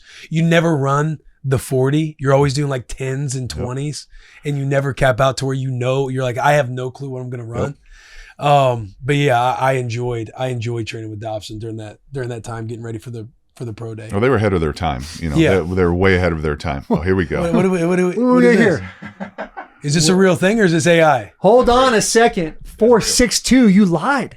People have different versions. We can call Dobson right now, and he will tell you. You said 4.5. 4.56 electronic. Electronic doesn't mean your phone. What is this? Oh. Perfect 10. I see you. You're also. He said, "Oh," and it's not even a team for Taylor; it's Pro Bowl. Yeah, dude. I knew when I went to the combine, I was like, I'm going to excel in this. It was definitely my world. Just the short speed. The short shuttle? Like 4.49 is great. Like 4.49 is awesome for a left tackle of your size. Yeah. And just knowing you're in the 4.3s, like that is incredible. Dude, the short shuttle, it's funny that Will brings it up because Will, in 2018 when Will came to the Titans, we worked out with Dobson in the summertime. So we would run together. We would do these GPP things. We would do this French-eccentric work that Rex would always put us on. But whenever we would do the short shuttle, Will would beat me, like edge me out by like this much, like barely get me. And Will would always be, hey, you must be pretty fast. I'm pretty good at these. that was always Will's like go-to. Well, they had with the short. The way he they kind of like taught dangle a carrot in front of me, like you're pretty quick because I'm really good at these. It was cheating, and back then it was cheating, right? Kevin Casper broke some all-time records at the combine, but it was almost cheating because there was the first step was a certain way. There was a two-step those first 5 yards, and it was cheating. Even the three cone, the way you jump around the tip of the L, the way you like jump around it and get around it. There are some like certain skills that if you just sit there and practice it and can perfect it, you get shaved so much off of your time. Yeah. After I ran my 40 of the combine, I don't think I cared about anything else. Like we did broad jump, vertical jump, and then it was 40. And the way they set it up was. There was like I was OL 23, so I was number 23. And then the first group was 1 through 22. So I was the first one to go and to run the 40 in my group. And I was shitting myself. I was so nervous. But once I knew I ran under a 4.9. I was like, fuck, the rest of this can kick rocks. Right. Well, I don't remember doing the L, don't remember doing the short shuttle. And you spend so much time. Like you're right, the 5-10-5, it's like 2, 3, and then through. Like 2 steps, and then you try to get to the other side on 3. But yeah, as soon as I ran the 40, I was like, nothing else matters anymore. That's all I really wanted to do. Yeah, you have to combine up so much too, right? Like you get to that point. It's everything to you. You talk about the expectation, like you're so like all that matters is the combine. And once the combine's over, you're like, I guess all that matters is tweaked a hamstring like 2 weeks before, right? And I'm like, this is the biggest job interview of my life. Right. Doyle's like, relax. Doyle and James like, you'll be fine. Like, we'll get you out there. But same thing. I got through that. Felt great, and I'm like, all right, the rest of this I'm good. It was the same thing. I knew it was good. I looked up, somebody gave me the thumbs up. I'm like, I'm great. Move on. I know I did fine. It's all good. But you were in Oakland actually before we even get into Oakland, the draft and anything like that. Like, you were there for Kirk Ferentz and his like beginning part of his career. That's obviously lasted as long as it has. Do you have any like great Kirk Ferentz stories that maybe no one really knows? The early days. Yeah, I think they were just right. They were trying to figure out who they were, but I had a line coach, Joe Philbin. So when I got to college, in high school, my mom would cut my hair high and tight, right? Haircut every week. Mom would fade it up. She did a real nice job on a fade. But get to college, right? Poor. Yes, I'm on scholarship, but I got no money. We're living in the dorms, got nothing. So I started growing my hair out. All right, so the hair's getting long. And my line coach kept telling me every day I'd come in the office, he'd cut your fucking hair. So I one day I was like, man, I'm a young kid, right? Still. Obviously a new player, go knock on Coach Ferentz's office. I'm nervous as hell. I'm like, hey, coach. He's like, yeah. He's like, Coach Philbin keeps telling me to cut my hair. Like, do you care? Do you want me to cut my hair? Right. Just a scared little kid. Yeah. And he goes, come in here. Walks in. He shuts the door. He goes, I don't give a shit what your hair looks like. I just want you to play good football. I was like, copy that, coach. And so from that point on, but no, he was just, he's the same guy. The speeches you see now, he was the same. Just go to work. It was him and Doyle and Dobson. It was just like, you go to work, do things right. And, they love you. Right. Mm-hmm. That's the culture there.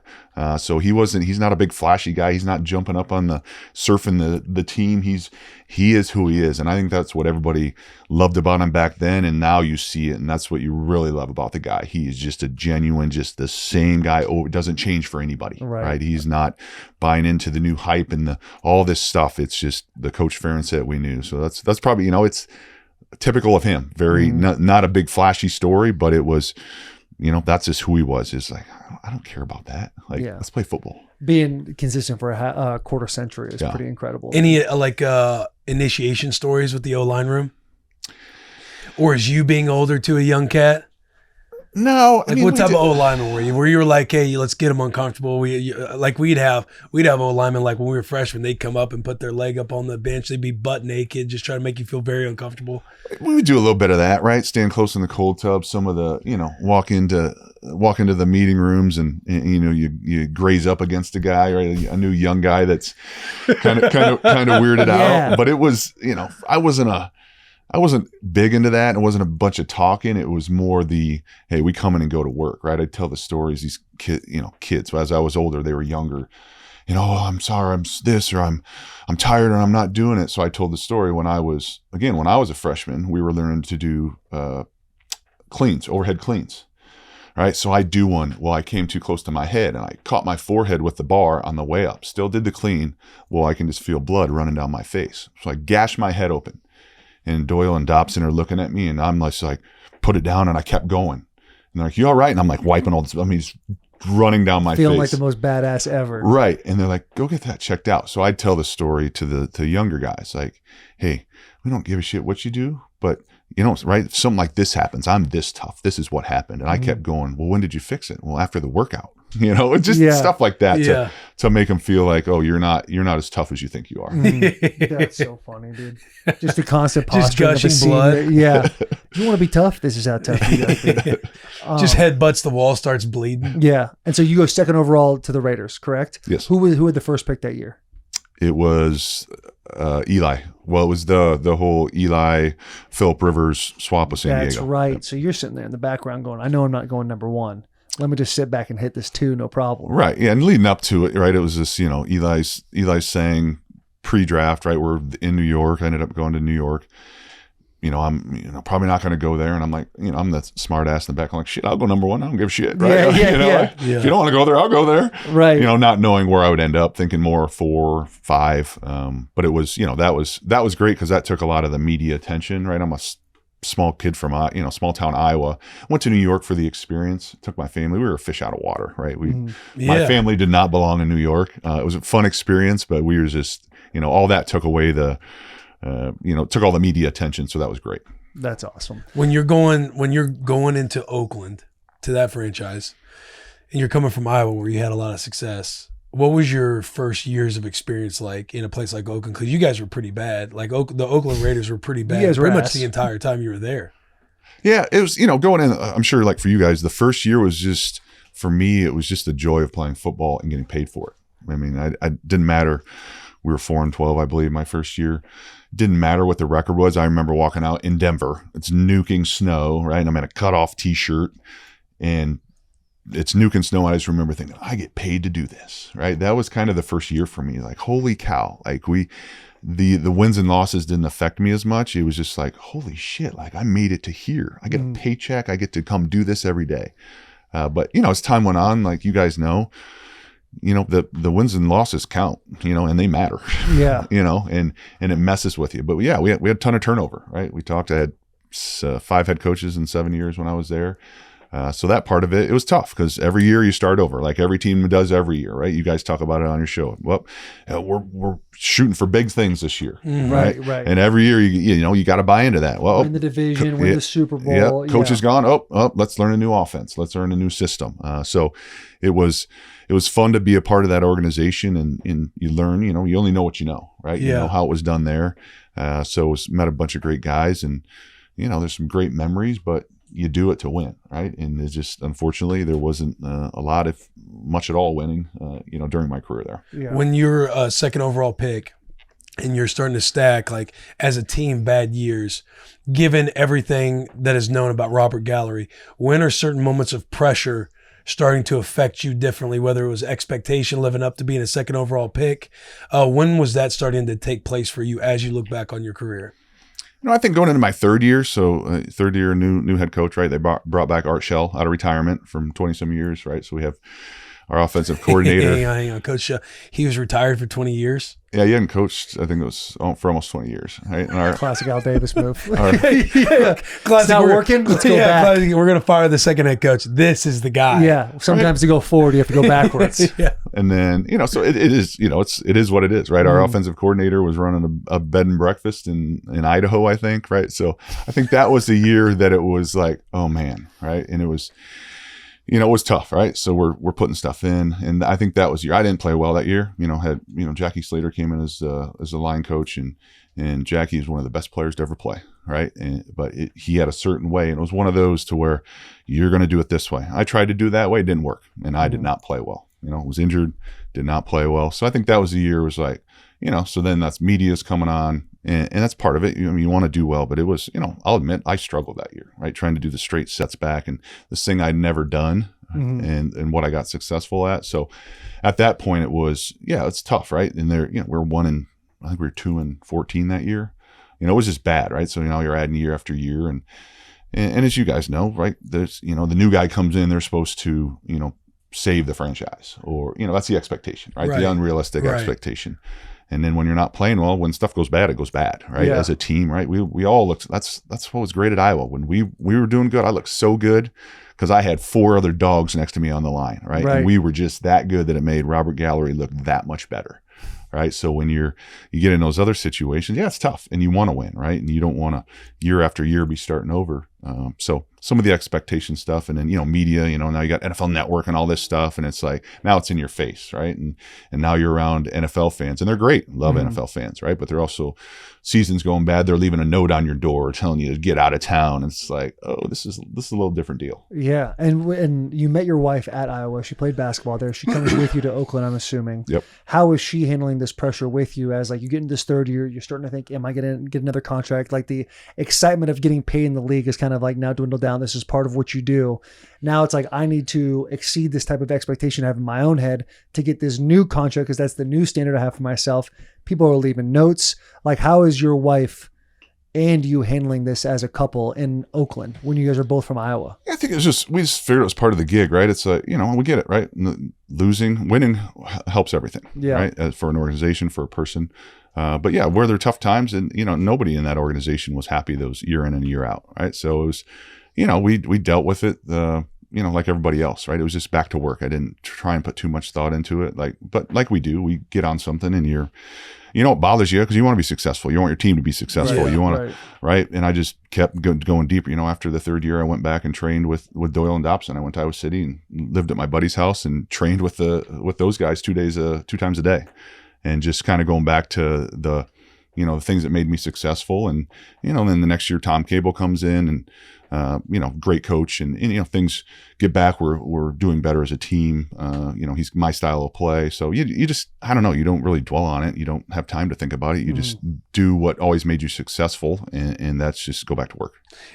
At what point in your career was the image starting to shift from he's going to be our savior, drafting him second overall, to where the noise of bust and he's not playing well? Is that popping up going into the third year? When you're explaining that people are leaving notes on your door, or now it's in your face. Like, what are the moments that you're thinking about to where you felt like the shift was now starting to come? Like, I have to fucking play better, this pressure, this expectation started to come with all this. Yeah. Yeah, it was probably that third year, right? Because it was bad. I mean, it was offensively, it was terrible for everyone, as a team. So after that year, I think some of that was, right, you get, now NFL networks, and I only remember the guy. I don't even know where the guy is now, but Jamie Dukes was on there. You guys probably don't remember him. And I recognize the name. Yeah. So he was on NFL Network, and that's the first time I saw it. Happened to be watching NFL Network, and he's, we're 1-8 at this time, and he came on and was bad mouthing us, and it's like, oh, that's like he's talking about me.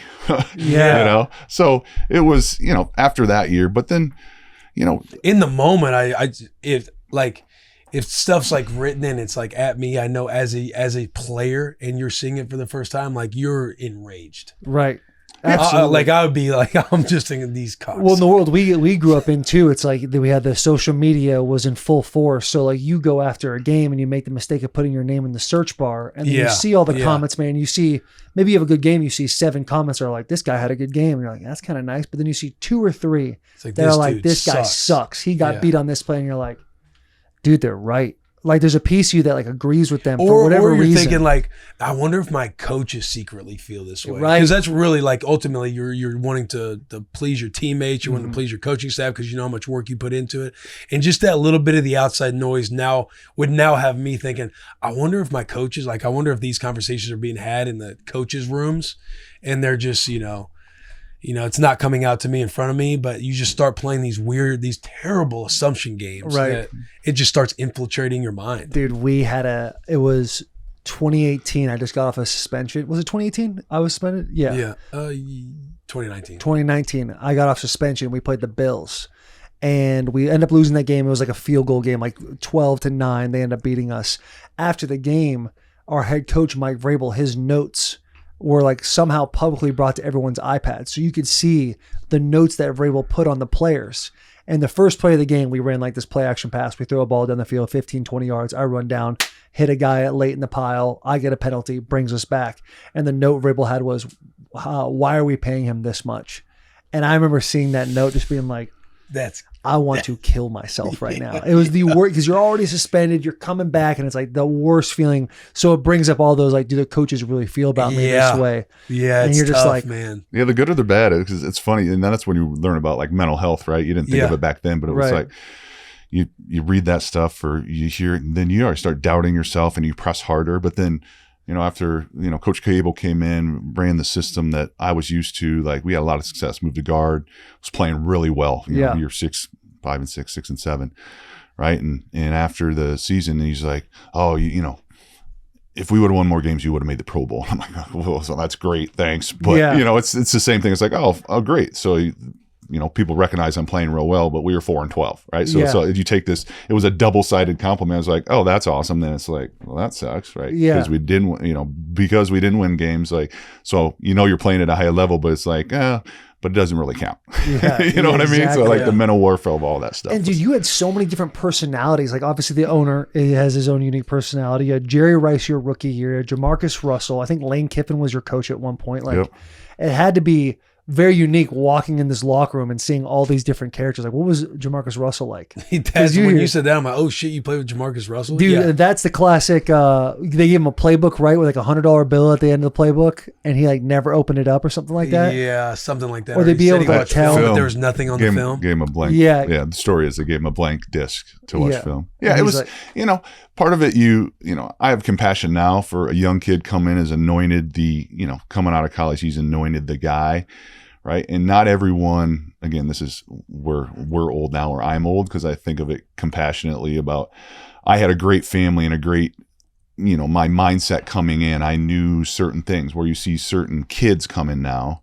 Right. And they don't have maybe the mindset you do or the upbringing, and I'm not saying JaMarcus had a bad upbringing. I'm just saying his life experiences. So comes in, he's anointed this guy, right? Mm-hmm. He's driving a Rolls Royce and all stuff I would not do. It was all the thing of making it to the NFL. And it was, it was obviously a tough go. We had a lot of personalities come through there, right? We had, Warren Sapp, played with Warren Sapp, right? Warren was there at the end of his career. Just, you're walking into this locker room and it's like, man, we are different people, which is cool for, NFL locker rooms. Yeah. But it's also some What of was the stuff. Warren Sapp like? Warren and I got along. Well, Warren was great. Warren was not afraid to voice his opinion, good or bad, to somebody. Yeah. But I'm still a young guy. I think my favorite guy of all time was Ted Washington. So Big Ted was there my rookie year, and Ted was I don't know how Ted is now. Ted was the biggest human being I've ever seen. Right? Puts his hand down at D tackle first OTAs, and he looks at me. He goes, "Don't fucking touch me, or I'll kill you." So I'm a rookie, and I'm like, well, I gotta go. So I'm back and forth, like, what am I gonna do here? But I remember seeing his hand look like a bear paw. Right? He put it down in the ground. So same thing, right? High school to college to the pros, and I'm like, how am I supposed to block this human being? And he just told me he's going to kill me if I touch him. So I block him, and he grabbed me, and he's like, I told you, don't touch me. Right. But Ted was the greatest guy in the world. He was just his personality, Tyrone Wheatley. Right. Yeah. Tyrone was, blocked for him. So some of these guys, when I was especially a young guy, they were just, that stuff I'll never forget. And the guys that I looked up to, this was a badass, right? Tyrone would tell me, get out of my way, or I'm going to run through the middle of your spine. And he would, right? He would not cut around you. And he would not cut around you. Nope, he would come right through you. But it's those experiences in the locker room that made it fun, because coming from a small town in Iowa, right? We had, experience and diversity at Iowa, but, coming from where I came from, I go to Oakland, and it's just a different deal. Yeah. I remember my rookie year, I had an old hoopty, I had an old 4-door Buick LeSabre that I drove in college. So I took it with me, right? And I'm at a gas station off of 98th Street getting gas because it's cheap, right? And I'm pumping gas, and one of the guys on the team, a black guy, stopped, and he's like, "What are you doing here?" I'm getting gas. I got to go work out. And he goes, "Look around, buddy. Like, you're the only white guy here. Like, you should not be getting gas here." And right, so it's like this big world for me. It's like, oh, copy, right? He was dead serious, right? But it was like, oh, he's like looking out for you. Guess I'm not in Iowa anymore, right? No doubt. And so it's funny. There's experiences like that, and then like that bond that I created with him. He's like, I got you. Like, there's certain parts you don't go here. You don't drive through, right? For whatever reason, right? This is not where you grew up in Iowa. So those relationships in the locker room were awesome. You at what point when you're in the league are you starting to deal with some of these like mental things? You talked about the shoulder early in your career. That comes out your first day at Iowa. Like, you have these injuries, these ailments that essentially, like, coaches, just like playing football, like they're going to give you the Medrol dose pack, they're going to give you the pain pills. Like, we need you to play. So here's the Band-Aids over and over again. And obviously a big reason why you're here is a lot of the mental health stuff and all the things you have had to go through. At what point in your career did you start to feel these things taking a toll on your body and mind? Yeah, I think 2-3 years in, it started having some injuries, right? Like, I was a warrior in college, never missed anything, never missed a game, never missed practice, right? When I went to the combine, gave my medical sheet, there was nothing in there because I never missed anything, right? Yeah, I had injuries, I broke my hand, but I didn't miss stuff, right? So like everybody else, your body breaks down, or you have an injury. I had start having surgeries, right? So that stuff's wearing on you mentally, right? I'm 3, 4, 5, 6, 7 surgeries in, some of them big ones, some of them little ones. And then as, year 4 and 5, as I was like you, right? Like, I love the dirty part of the game within the rules, but the dirty part, the late cleaning up piles, the chop blocks, all the stuff to slow a guy down from how he was going to play. And so as these things are happening, right, you're getting them off the ground after trying to cut someone, and you catch them on the side of the knee, and you're like, oh, staggering drunk, getting back to the line because you got your bell rung. Someone notices it, you're like, oh, that's a shoulder. Yeah. There's always your guy in the corner that has your back. For sure. If you get your bell rung a little bit. Yeah. And so as those things started having more lasting effects, that's when I noticed, especially, year 6, 7, 8, that's when, especially in year 8, I'm like, well, got my bell rung, right? And I didn't have a clue what was going on, right? And I had a knee injury earlier that year, ego, right? So I had knee injury, missed a game. And I come off, and they're like, that's when they started taking the helmets, or, if they took your helmet, you were out. Mm-hmm. And I remember staggering off like, it's my knee, right? Because I'd missed a game for an MCL. And he's arguing with me. I'm like, it's my fucking knee, right? Like, I'm fine. And so that went back in, and it just wasn't all there. So those times to where then you get home and you're dizzy, and, the brain fog and all the things, it was part of the game. That's what I thought. It was part of it. And it was. I was a guy like you that was not coming out. A lot had to happen for me to come out of the game, right? Like a major injury to where there's physically you can't go. And the Euro lineman from Iowa. Yeah, that's what made you successful. Got the long hair, got the cut off tee, like absolutely no one. Middle of winter in Denver. Yeah. So as the years went on, I noticed that stuff, and then, like everybody else, right? Like you're trying to make it to the next week. You know, year 8, you're doing what you got to do to make it to the next week, right? The Toradol shot, you know, I tell everyone, without Toradol shots, I couldn't have kept playing. I don't know if you guys could get the shot. Oh, buddy, They were towards the end of my career, we're trying to make it so you couldn't get the shot. You had to take the pill. Pill didn't work. And they would say the pill works faster than the shot. Yeah, it's no. like, there's no way Complete that is BS. actually true. Yeah. You know, there was Once you days, get that shot too, you just feel like Life changes. You went back in time. Yeah, absolutely. Right. And so that was just to me, it was just part of it. But as the, 6, 7, 8, I noticed that stuff. And then I noticed other things, right? Not only the injuries and the surgeries, right? You're going into, surgery 7, right? Whether it's a, ankle scope, elbow scope, or having my back fused, right? I had some major injuries and major surgeries. Was the back fusion the biggest one? Yes. Yep. So that was, year 6, came back, but yeah, they pull your back open, they put rods and stuff in there. But yeah, you just rehab and get back to work. That was part of it. But coming out of those surgeries, I don't want to do this anymore, right? You go in for a scope and they're going to put you under and you're just like, just don't let me wake up, right? Because it just wears on you. You're not tough. It's like, it's like a hangover, right? You can't handle the hangover as much.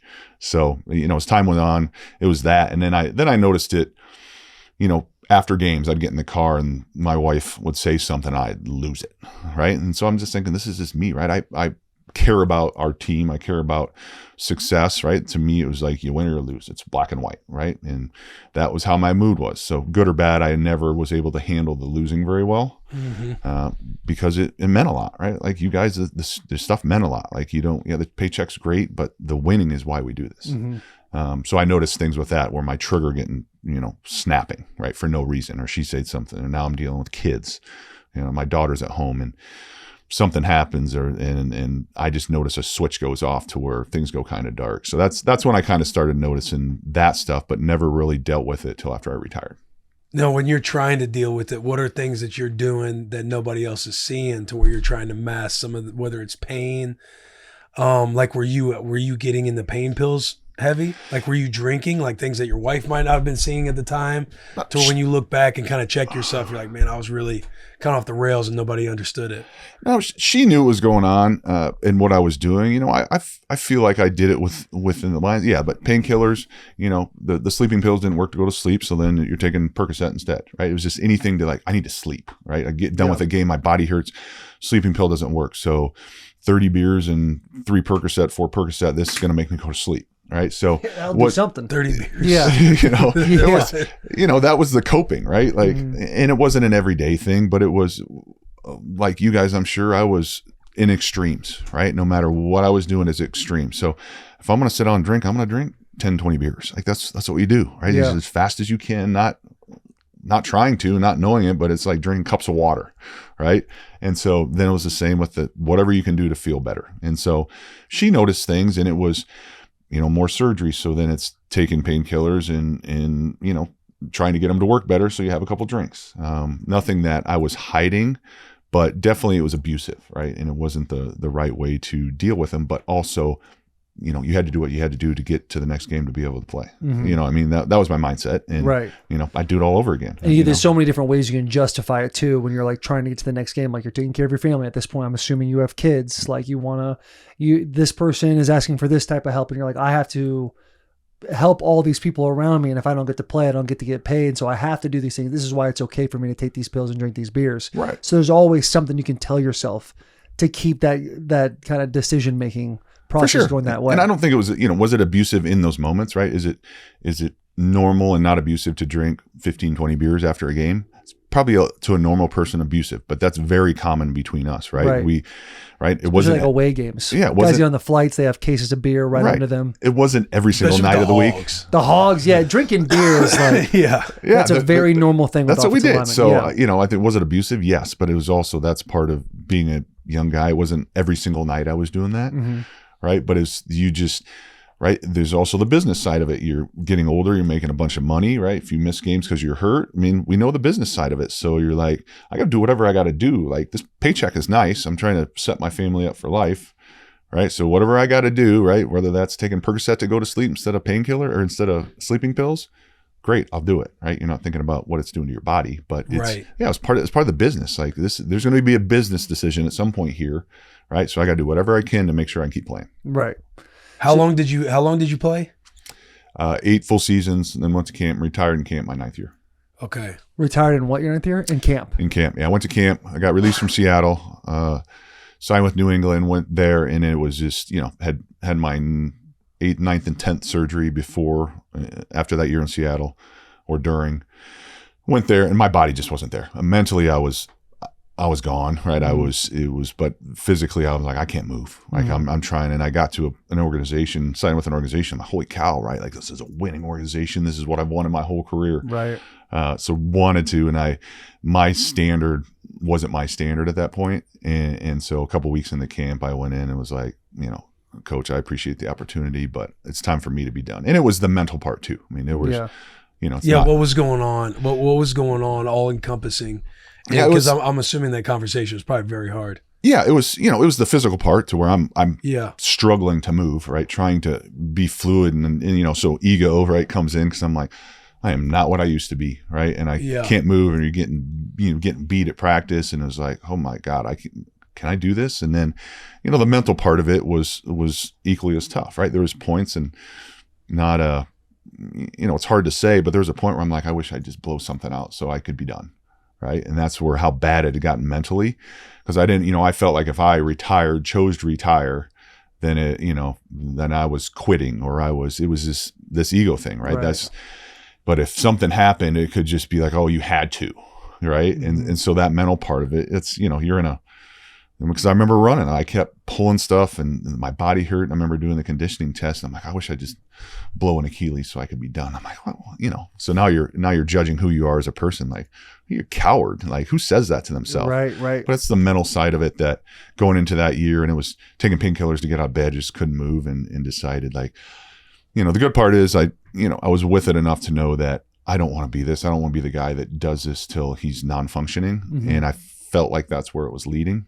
And so I had the conversation with Coach there, and it was like, I think this is best for both of us, because I was like, I don't want to waste your time. Like, you're not getting what I was a few years ago. Yeah. Did you quickly or maybe not quickly, after you decided to retire, did you have this identity crisis of like, okay, what am I? Who am I now? For sure. Yeah. You get home and, I chose to be done, but now you're home and you're watching your buddies still play, mm-hmm. right? They're still going to practice. You're trying to, can't turn the TV on when you're home because you're like, oh, I should still be doing this, right? I should be there with them. Because I'm sure at some point your body starts to feel better. And you're like, you know what? Maybe I could do X, Y, and Z. And then you pop on a game, you're like, why aren't I doing this? Right. Yeah. So it was definitely the identity. And I remember screaming at my wife one day. I was, I'm not an effing stay-at-home dad, right? Because I was trying to let her do her thing. Her whole life, my whole career was everything for me, right? She took care of the kids. Like, you concentrate on your career. Yeah. And I just remember like that. What am I? Right. And that's terrible to say, like, because I'm proud to be a father.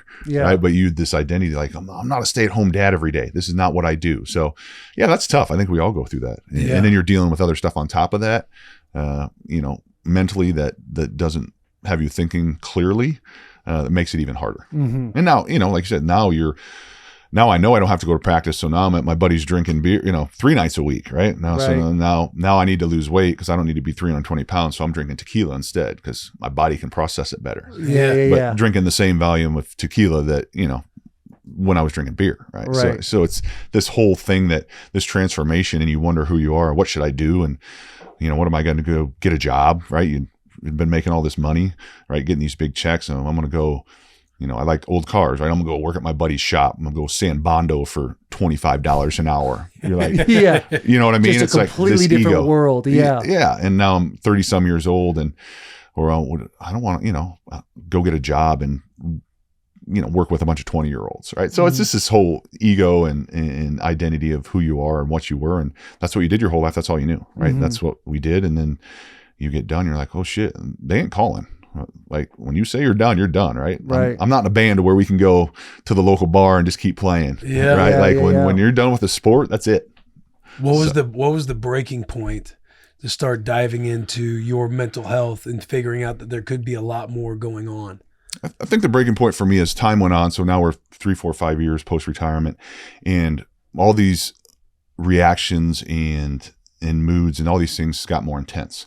So now my kids are laughing or giggling at the breakfast table and I lose it, right? I go from 0 to 2,000 and I'm so angry and smashing my fist on the table to get them to be quiet. But I'm also realizing that, hey, this is not a normal reaction, right? So why did that just happen, right? So it's instance after instance. And I'm coping with alcohol, right? Not every day, not every week.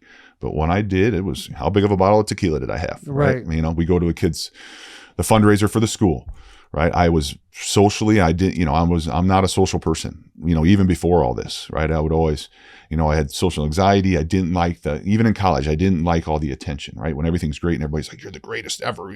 I didn't like the attention, you know, for the good or the bad. And so now we go to school fundraisers and, you know, I take my bottle of tequila in with me because the stuff they serve at the bar, I don't like. Right. So that makes a lot of sense. Right. So now it's, you know, doing things like that. So I'm realizing these things as they happen. I'm like, this is not normal behavior that I took my own tequila brand in because the bar doesn't serve it. Yeah. You know, and then I'm having these reactions to my wife or the kids. We went to dinner one night. My mother-in-law was in town, and I just remember it because of the reaction I had. We walked in, and my wife's like, "Oh, let's sit inside." So we're waiting for the lady to seat us, and then she said, "Oh, the sun came out. We should sit outside." And I remember going dark. I mean, I wanted to strangle her, and I hate to say that, but I was so angry that she changed from wanting to sit inside to outside, and I had no idea why I was. I'm like, why am I reacting like this? So in my head, I'm fighting myself. Because I mean, it doesn't make sense, right? You guys look at me like, why would that trigger you? Yeah. It made zero sense to me. So these things. How's your wife reacting when you're having these reactions and knowing that we're kind of in a song and dance around Dad right now at times? You know, honestly, at the time, I think she saw I was an asshole, right? I don't think she understood. She didn't understand why things were happening. And, you know, when someone does that, you'll be like, what is wrong with him, right? These or me popping off or getting upset, or days I'm fine and all of a sudden I'm just either super depressed or super angry. I mean, anger more than you should have, right? Stuff that shouldn't set you off. So it was tough because I think she was like, what is going on, right? She also knew I was going through stuff, right? Being done. She knew, you know, the injuries and those things took a toll. But so the rock bottom, I think, was a couple instances like that to where I'm like, you know, I'm aware of all this, right? Because then I feel like the biggest piece of trash on the face of the earth because I lose my stuff because my kids are laughing, right? Or I'm sitting in a chair, like, you know, envisioning hurting them or making it stop. And I'm like, I'm a terrible human being. And so I think that was rock bottom for me when I'm having these thoughts. And then I'm beating myself up because I'm like, they're better off without me. Right? Like this is who I am. This is not a life for them. I love my family. It's the greatest family on the face of the earth. I love my wife. She's been through it all with me, but I'm like, they don't deserve this. They're better off without me. And so, you know, it happened to be a morning we were working out. We always worked out in the morning and broke down in our driveway. I remember sitting down and she's like, "You okay?" And I just started bawling and I'm like, I need help. Like, cause all this stuff had been going through my head and I hadn't told her. She knew I was struggling. She saw these outbursts. She saw these things that happened. But in my mind, I'm like, I shouldn't be here. Like they're better off. They don't need to see their dad losing his shit over nothing. I don't need to be this depressed guy sitting in a chair shaking because I think something else is going on. Right. And so that was probably rock bottom. It was rock bottom for me. And the fact that I actually asked her for help. And I just remember saying just in tears, like, I need help. I'm struggling. I think I'm losing my mind, you know? So that was kind of the start of it. And so, you know, just happened to be at the same time that through my workers' comp case, you know, I'm going through that whole process, which is great, you know 10 years later, but they had me get a brain scan. So going to get a brain scan. And this was a very close in proximity to when I asked for help. You know, I asked her for help. I reached out to a couple friends that, you know, had been through their own stuff to like, hey, I'm struggling. Like, what, you know, how do you deal with this? But I get this brain scan. And that's when it was really kind of the aha moment because they pulled up my brain scan. He's like, you know, all these symptoms you're having, the rage, the anger, the depression, the this, the that, right? And then put up a healthy brain on there and then put up my brain. You know, it was a SPECT scan at the time. And it was, you know, looked like someone had taken a baseball bat to it. Right. And so my wife was there and I remember she's crying. Obviously, because you look at it and I start laughing. And she looked at me and she's like, what the fuck are you laughing at? And she was obviously mad. Yeah. And I just said, I'm not crazy. Because I had thought at that point, I thought I was losing my mind. Yeah, you're getting an answer. Right. So I'm like, oh, this is the reason. Right. And so, that sticks in my head. But that was the point where, kind of my healing journey started. And I knew, hey, there's something going on. It's not just me. I'm not just a ex-athlete that can't handle being done, that doesn't have an identity. Like there is a physical issue that is causing these outbursts and these thoughts and these suicidal ideation and all these different things. And there's a reason it's happening. And now we got to either do something or continue the way we are. Did you ever get extremely close to killing yourself? I did, unfortunately. Yes. It got bad enough to where with the, suicide nightmares at night, and then it turned to suicidal ideation during the day to, I felt like I was a burden on my family. Right. So you're having these thoughts and you see yourself acting in a certain way. And I'm like, they are better off without, and I believed it. And I told my wife on multiple occasions, you guys are better off without me. Here's all the stuff, right? Because I'm aware of these reactions I'm having, and I'm aware that I'm getting triggered by my kids or my wife to where I want, like physically think I'm hurting them. Right. So now I'm sitting in a chair thinking I'm hurting them. And there was a couple instances and she's like, what is wrong with you? And I'm literally sitting there shaking because I thought I was hurting my children. Never physically touched them, thank God. Right. But the story in my head, it was that I was. So now I feel like I'm a terrible human being because I think, well, how could you have this thought about your children? Yeah. And so, not proud of it. There were times that I thought, and a friend of mine that I met, military friend, he ended up taking his life. He said it best. He said, nobody wants to commit suicide. They want the noise to stop. And that's what I wanted. I can't live like this. I can't be around and function around my children and have these thoughts. I need the noise to stop. And there were times I had, my pistol in my glove compartment of my truck. And I'm like, this would be really easy right here. Right. And so, never attempted it, thank God. But there were multiple times that it got to that point, unfortunately. And, then it was like, everybody's going to think I'm a coward. Yeah. Right. So then it's driving down the highway and the internal dialogue is just, and then then there's a semi coming. All right, well, if I just swerve over in front of this semi, I won't look like a coward. Right. And so it was the not thinking clearly part on top of all the other things that I'm affecting people that I love. I'm affecting them. But I wanted to be better. I was aware of this. And so when that stuff started happening, that's when I reached out for help. And that's what kind of started the whole journey. When you're having, by the way, I'm sorry for asking that very bluntly too. I was just kind of like listening. You start talking about the suicide ideation and everything else. And I'm almost just sitting here in my chair because I'm captivated by you storytelling. And I just had to know. I'm glad you asked it because I'm thinking, I wonder how I can ask it. And knowing that he's having the rage and the outburst, and I can only imagine the shame and embarrassment that you quickly have after that, or people looking at you and you're telling these stories and you're shaking in your chair, and then you're seeing on the scans like how badly in shape your brain has been. And then once you said like the suicide ideation, I'm just like, yeah, if you've already been saying that they're better off without me, I'm just thinking to myself, like, I wonder what he's meaning by that. So then whenever I had that land, I'm like, I didn't know how to ask it either. Yeah, no, the good thing is now I can sit here, right? And that'll be the rest of the story, but I can sit here and talk about it and not be nervous, right? Dude, in the past you asked that, I'd be sweating because I'm like, it's every single day. Right? Yeah. And so it's a very real part of it. And I don't think enough people talk about it. And that's, that's real talk. Like it was very, very close. I'm not proud of it, but that was part of the journey. And unfortunately for a lot of people, it gets that way. And if you keep hiding it, that's the issue. Yeah. And for you to be able to sit here and like have this conversation and talk about these super deep things so calmly, it just shows how much growth that you've had. And I'm sure there's people that are watching this that might struggle similarly, that don't know how to put 100%. It into words. So you could be absolutely helping somebody right now, just by being as vulnerable as you are with two guys you just met. Boys, we end up this episode to bring you just a few ad reads right now. Let's talk to you about Dude Wipes. Are you fumbling the ball when it comes to getting a confident clean in the back of your end zone? Make the right play. Call an audible. Switch from dry toilet paper to wet extra large Dude Wipes. Why? It's simple. Wetter just cleans better. Dude Wipes are wet, extra large, so they clear, never smear your rear. So we got to go number 2. Be sure to bring the number 1 product in clean, Dude Wipes, the GOAT of cleaning your keister. Available on Amazon and at Walmart nationwide. Dude Wipes, best clean, pants down. We're also brought to you by Neutral. Have you tried Neutral? If not, you're missing out. Neutral is so much better than any other seltzer that I have personally ever tried. It's made with real vodka and real juice. That's what makes it delicious. They come in a variety of flavors. I've told you about my favorites, which is pineapple and lime, but go and try out the watermelon, the orange, the black cherry, the strawberry. Do what you want. It's your palate. All of these are going to be delicious to you.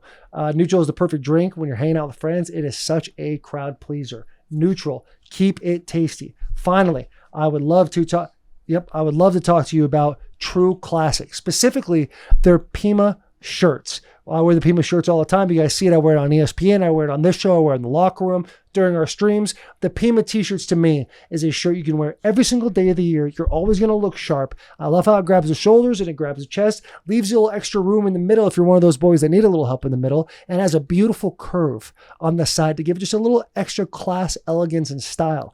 If you're thinking to yourself, my God, Taylor, I need some of these True Classic t-shirts, you can find these things at Amazon and Costco, Sam's Club, and at Target nationwide. Or if you're an old school cat, you like to go online, go to trueclassic.com/Bussin. Look good, feel good, play good. Let's get back to this episode. The question I have is when you're having these outbursts. Go ahead.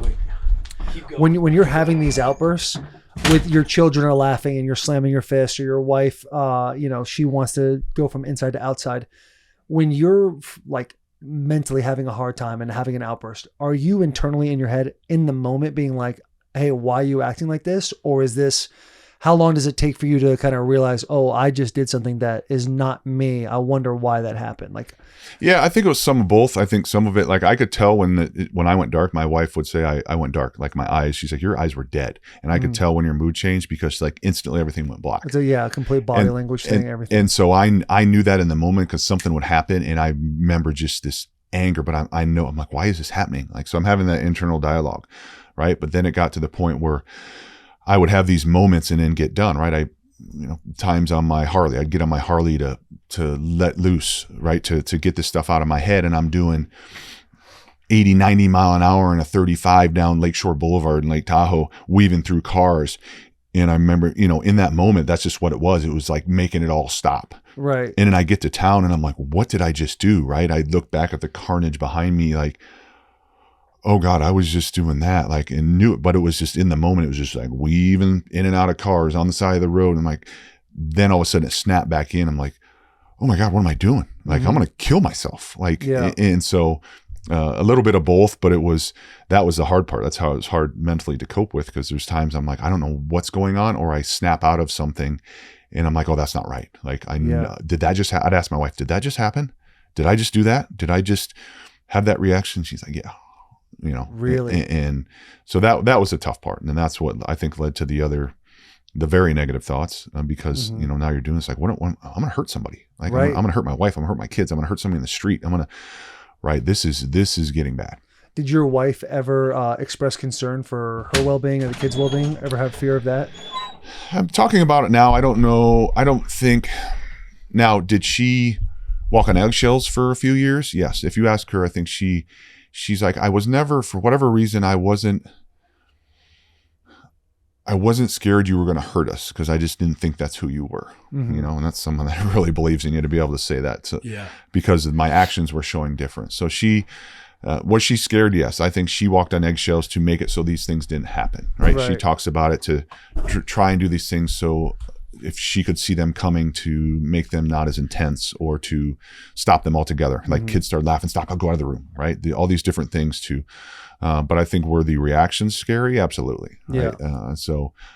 Luckily I don't think, I just, it's spiritual to say, but I think, I think she knew who I was. That's what she said. She's like, I knew who you were. I knew you, I believed you wouldn't hurt us. Right. But were we scared at times and nervous? Absolutely, because the reactions were so intense. Yeah, relatively strategic too about getting the kids out of the room, knowing what started to trigger you, starting to realize those types of things. Right. Very brave and strong on her part too. Absolutely, to see like the truth in you and to be able to like work through that with you and like let you go through your process. So when you guys are sitting there and you look at the brain scans, she's crying, you're laughing, she calls you an asshole, and you're like, you there's a level of relief that you have because you're looking at these scans and being like, this isn't just a me thing. Right. This is something that's happened to me. So I'm sure it was like extremely settling for you to be like, okay, like I see the problem now. Now I can work on ways to resolve this problem. What is the first step you guys take when you're in this meeting room? How quickly do you start working on different therapies to help your brain? Instantly, right? Because I remember asking the neurologist, and I said, "Well, is this bad? You know, where is this on the level of bad?" Right? And I'm sure you've seen worse. I'm sure you've seen better. And he goes, "I've seen worse. This is pretty bad." Yeah. And I was in that mode of, which in a sick way, I don't know how you felt in that moment, but for me, it's like when I like get blood work done, or I like see my levels and all these things, like I kind of want it to be really bad because I know like, oh, if I can be this much better. Absolutely. So there's like a weird like sicko mode you kind of go into. It's like, make it as bad as it can be. Right. And ego, right? I'm like, well, when I do something, I fucking do it right. Right. Now I can be the best at it. Look how much farther I've come. Right. Exactly. So, I asked them that, and they said, not so many words, said, you have CTE, right? Like this is, obviously you can't tell postmortem. They pull your brain out. He's like, all the symptoms, your brain scan, you have CTE. And if you do nothing, you're going to become a statistic. Well, I knew what a statistic was. And my wife's like, well, what does that mean? She's like, this leads to suicide. Like this is these people that are having these reactions, and gave examples of other guys, athletes, other people in the past that have done things, right? That's what a statistic is. So at that point, I'm like, okay. And again, the all or nothing, I remember just feeling hope. So I'm like, well, let's do it. What do I need to do? He's like, well, you need to stop drinking. That was first thing. Alcohol is the worst thing in the world for your brain. Number one depressant in the world. So I tried that. I didn't do very well at it. I toned it down, but everything else they threw at me, I did. You need to be in a hyperbaric chamber, every day for the rest of your life. They said so I rented one. I did 2 hours a day for a month and a half to see, and then I ended up buying one, right? Luckily through our retirement stuff and the reimbursement fund, I bought one. Yeah. So I'm doing that. I'm doing IVs. I'm getting all my levels checked, right? Because all my hormones are messed up, right? So I'm doing blood work every few days. I'm taking, getting different IVs of different medicines that are supposed to help with brain regeneration, figuring out my sleep, right? I couldn't sleep. I'd be up tweaking at night because I'd wake up and couldn't go back to sleep. Well, learn that sleep is very big on brain health, right? Obviously. So learning that, right? Who would have thought? Yeah. Who would have thought that resting your body helps your body? Right.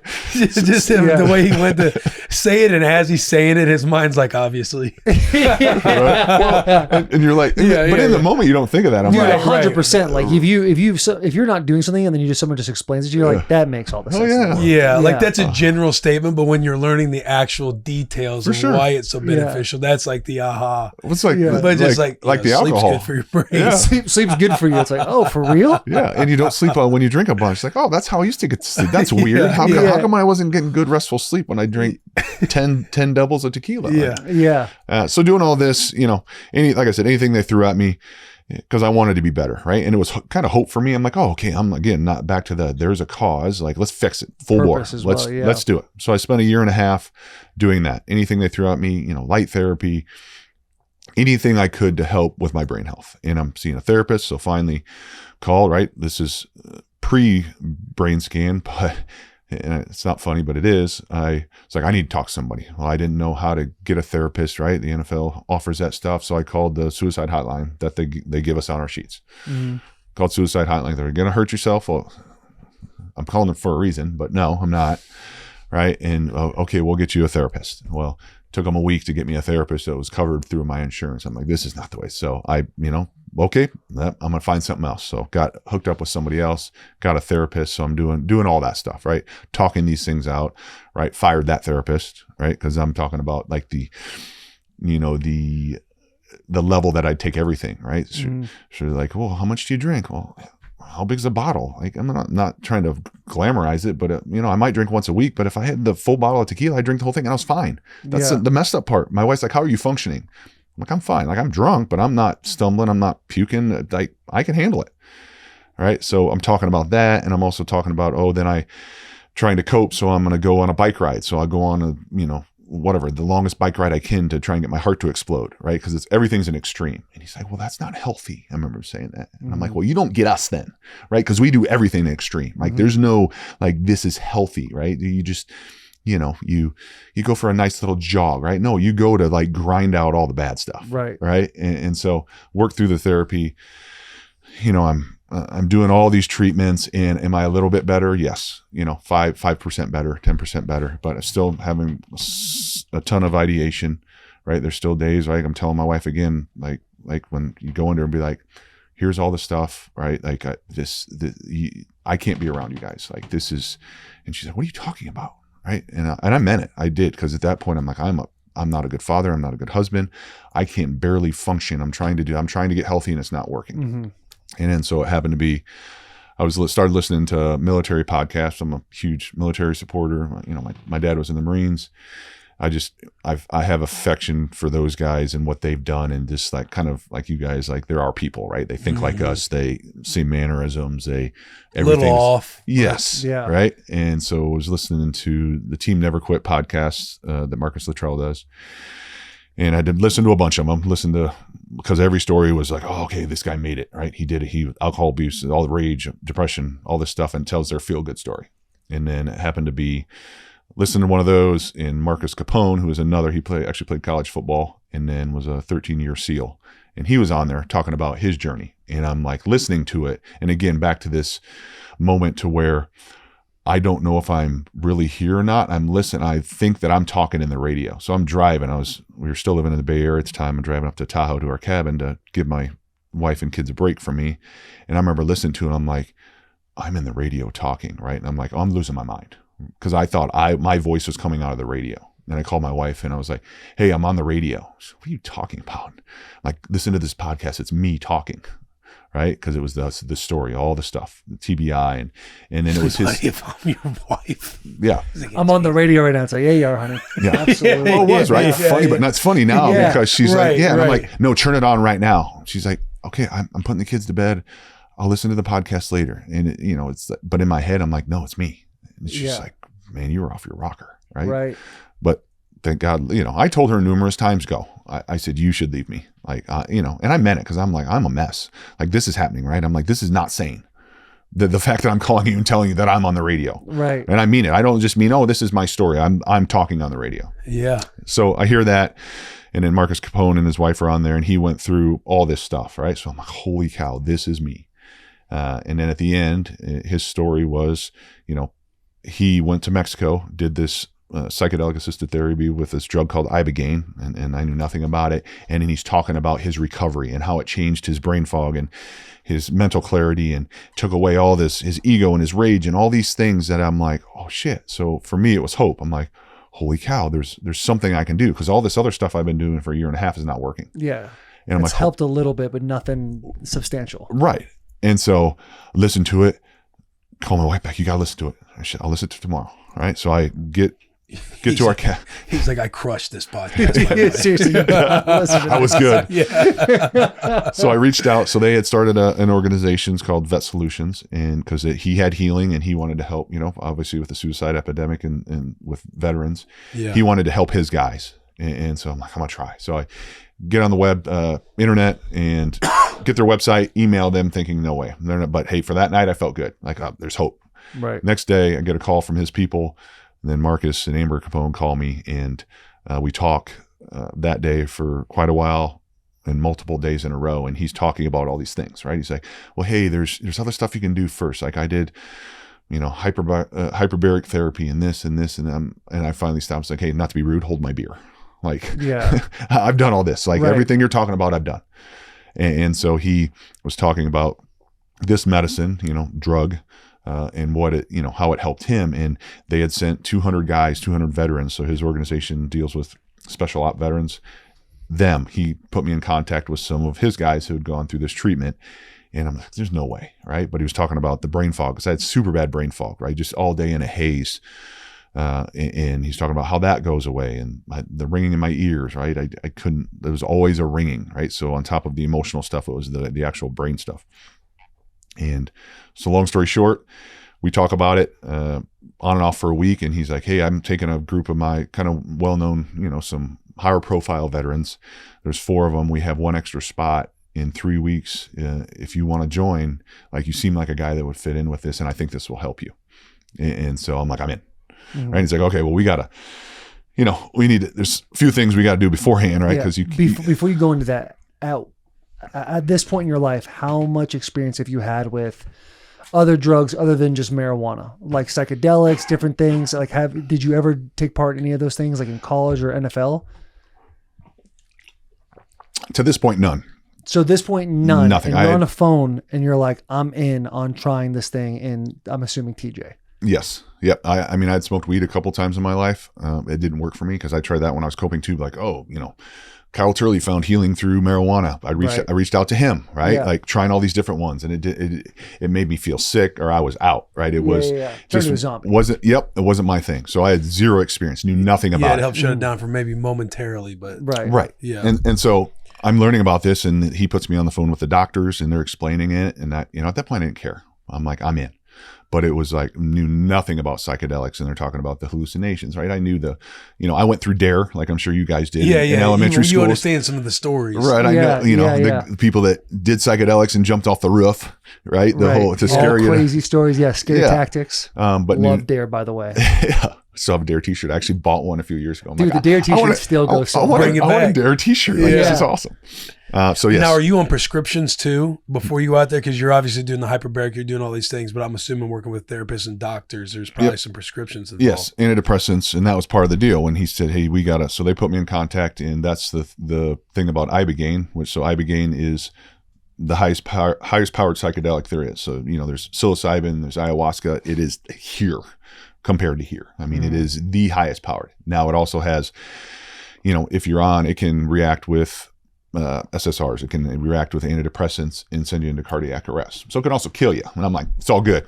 Right? Yeah. I'm fine. Like, Right. Extreme. Yeah. Right. Extreme. I don't care if it exactly. kills me. It's better than the way I'm living right Yeah. now. I mean, funny, but not funny, but that's the way I was. I'm like, if it kills me, it was supposed to be, because this way to live is not the way I want to live. And so, yes, I had to, that treatment was 3 weeks from that date. And they're like, you have to get off this, and this. Right. So, and I was on a high powered antidepressant. And so I call my doctor, and she's like, you can't get off it that fast. I mean, you have to wean off this for months. And I said, I remember the conversation. I said, is it going to kill me? And she said, no, it's not going to kill you, but you're going to have bad side effects. Like, you're going to lose your mind. Like, it is hard to come off this stuff. And I said, I don't give a shit. If it's not going to kill me, I hung up on her, and I quit taking it. I did a half pill for one day, and I'm like, I got 4 days to do this. I'm just going to stop taking it.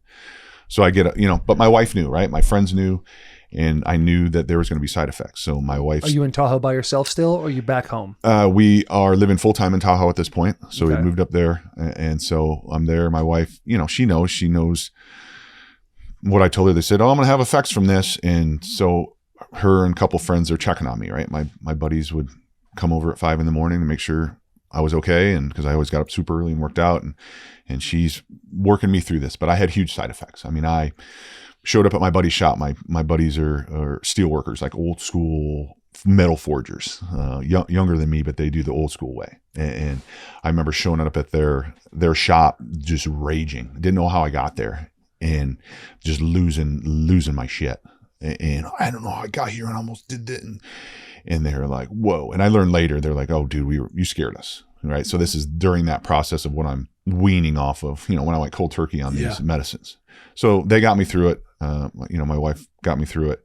And then, 3 weeks later, I get on a plane to San Diego, meet up with this group, and then to go down to past Tijuana to go get this treatment. Jesus. That is fucking wild. I would have been terrified. Yeah. The metal workers. Oh, Somebody, no Rob. doubt.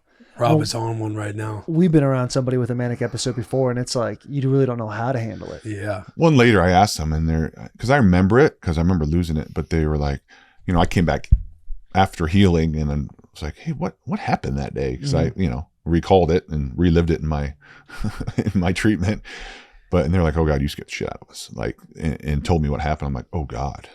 I'm like, then I kept asking my wife, what else did I do? Right. Like, what did I do at home? So it was kind of one of those, like, funny, but not funny, but I'm like, oh God, like, you kind of forget how bad stuff was. But yeah, they were like, oh, you scared us. Like, they're working class, they're dudes. And they're like, we were frightened. Yeah. Yeah. You can only imagine you're a guy saying you're on a podcast. This is prescribed, Rob. Say you're on a podcast. Telling the therapist, is it going to kill me? No. Click, hang up. Quick, cold turkey. We don't know what kind of side effects are about to come out of Rob Gallery right now. Yeah. So you fly to San Diego. You meet up with Marcus Luttrell and 4 or 5 other high-profile vets. You guys get in a van, head down to TJ, just south of TJ. Like, are you in the middle of the desert? Like, talk me through this entire process. Yeah. As if I'm going to go take it as well, and you're giving me the map to it. Yeah. So it was full circle. So I listened to all of Marcus's podcast, and then I get there, And he's come out with this story. I've been on his podcast. We've talked about it, right? So I'm nothing that is not out there. But I remember walking in, I'm like, holy shit, I'm out of my mind, right? Like I'm like just trying to survive to get to this treatment. I'm like, holy shit, it's Marcus Luttrell. I remember going up to him like, idiot. Hey, I don't know if you like doing your podcast, but it saved my life a few times, like listening to it. And I remember him looking at me and looked back down. That was it. I'm like, right. And so all these guys are in the same boat I'm in, right? Getting off all their 60 pack from the VA. So get in a van, drive us through Tijuana. We go to a gated, it's a nice spot, gated community, but we're going through Tijuana, right? And I'm like, where, right? So now I'm like kind of sobering up and I'm like, so you go into these episodes to where you're out of your mind, not thinking clearly, to like, I'm fine. Like, I'm not really like that, right? That stuff didn't happen. I'm not, I'm not suicidal. I'm not this.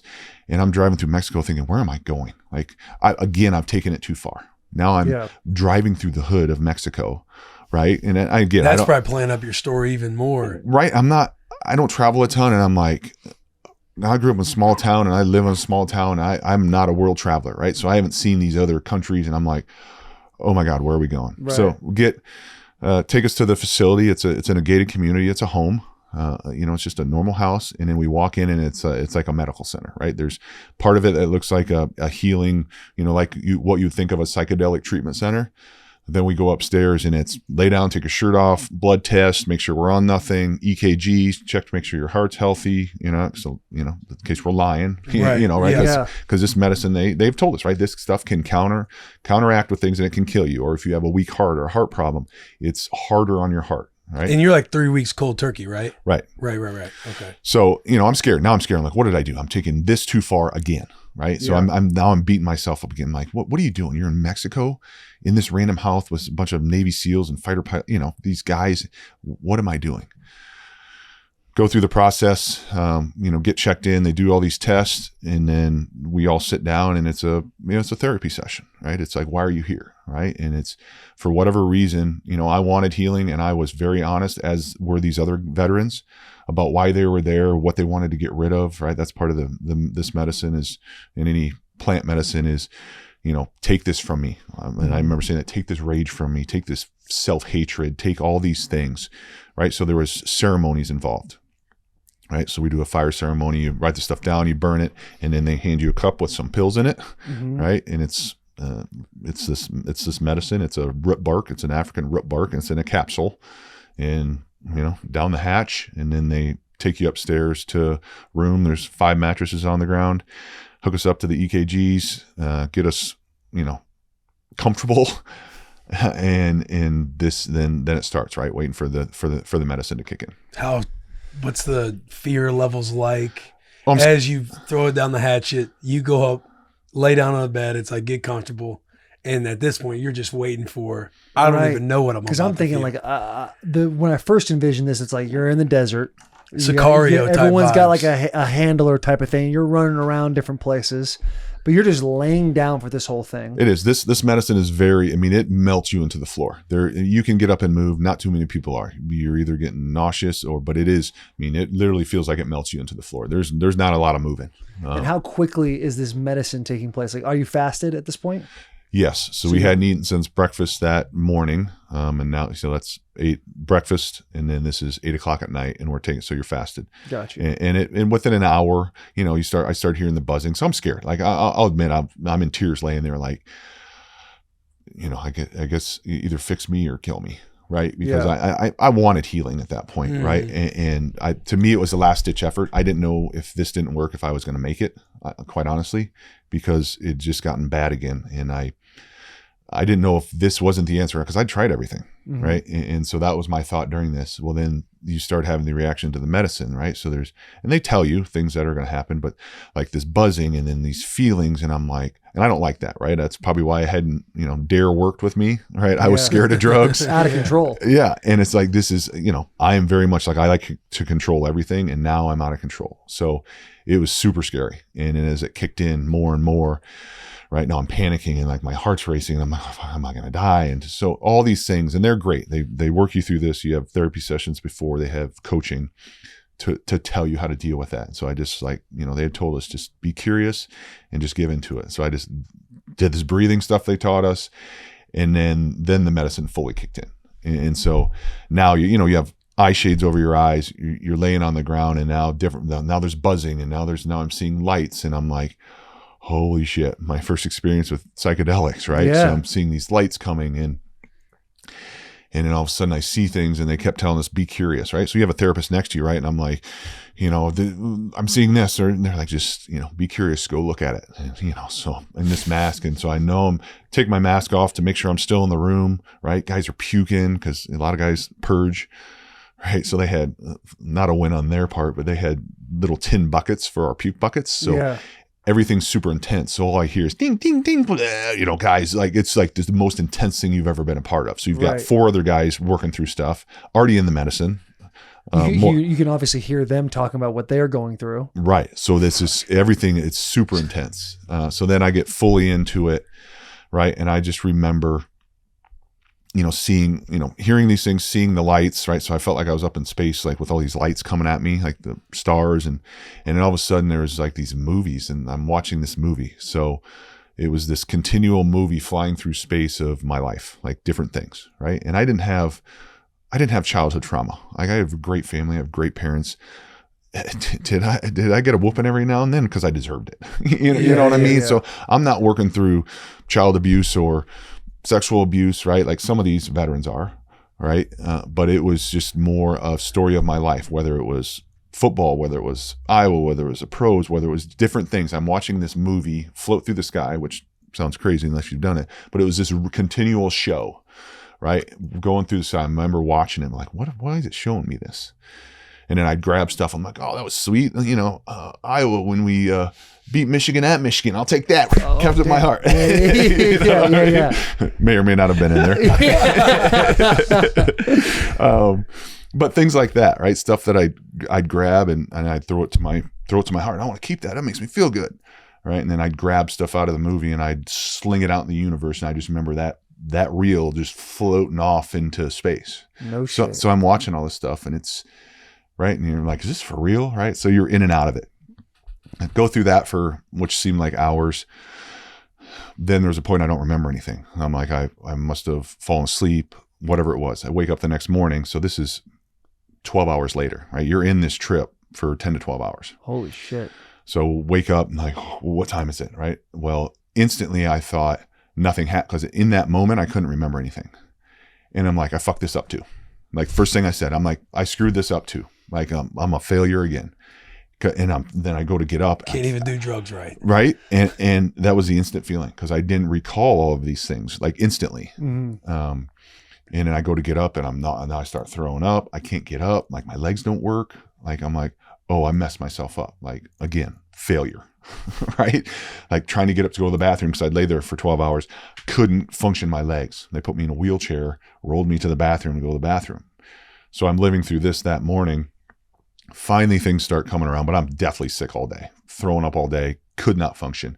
But things started coming back. I'm like, the real part came back to me, because I feel a little bit better now. And I'm remembering like, holy crap. So I'm writing in my journal, as they tell us to, remembering all these things I saw. Oh, I threw this away. I kept this. What was that? So you're trying to process these things you remember that happened. Mm-hmm. So that second day is a gray day, right? They're getting IVs. You're super dehydrated. Why is it called a gray? What's a gray day? Gray is like a down day. It's you're gonna just feel gray, right? You're gonna feel sick. Like it is. Mm-hmm. It is physically. The medicine is physically demanding on you, physically and mentally. But it's physically demanding. High heart rate all night. For 12 hours of your heart beating super fast. Right. You're dealing with. So you're gonna feel like crap, right? Yeah, that's it. So that's why they call it the gray day. Got you. So do nothing that day. Try and get some food in. I just feel deathly sick. Finally able to get up and somewhat walk that night, go down, have a little soup. There's a picture of all of us, and I just looked like death warmed over, right?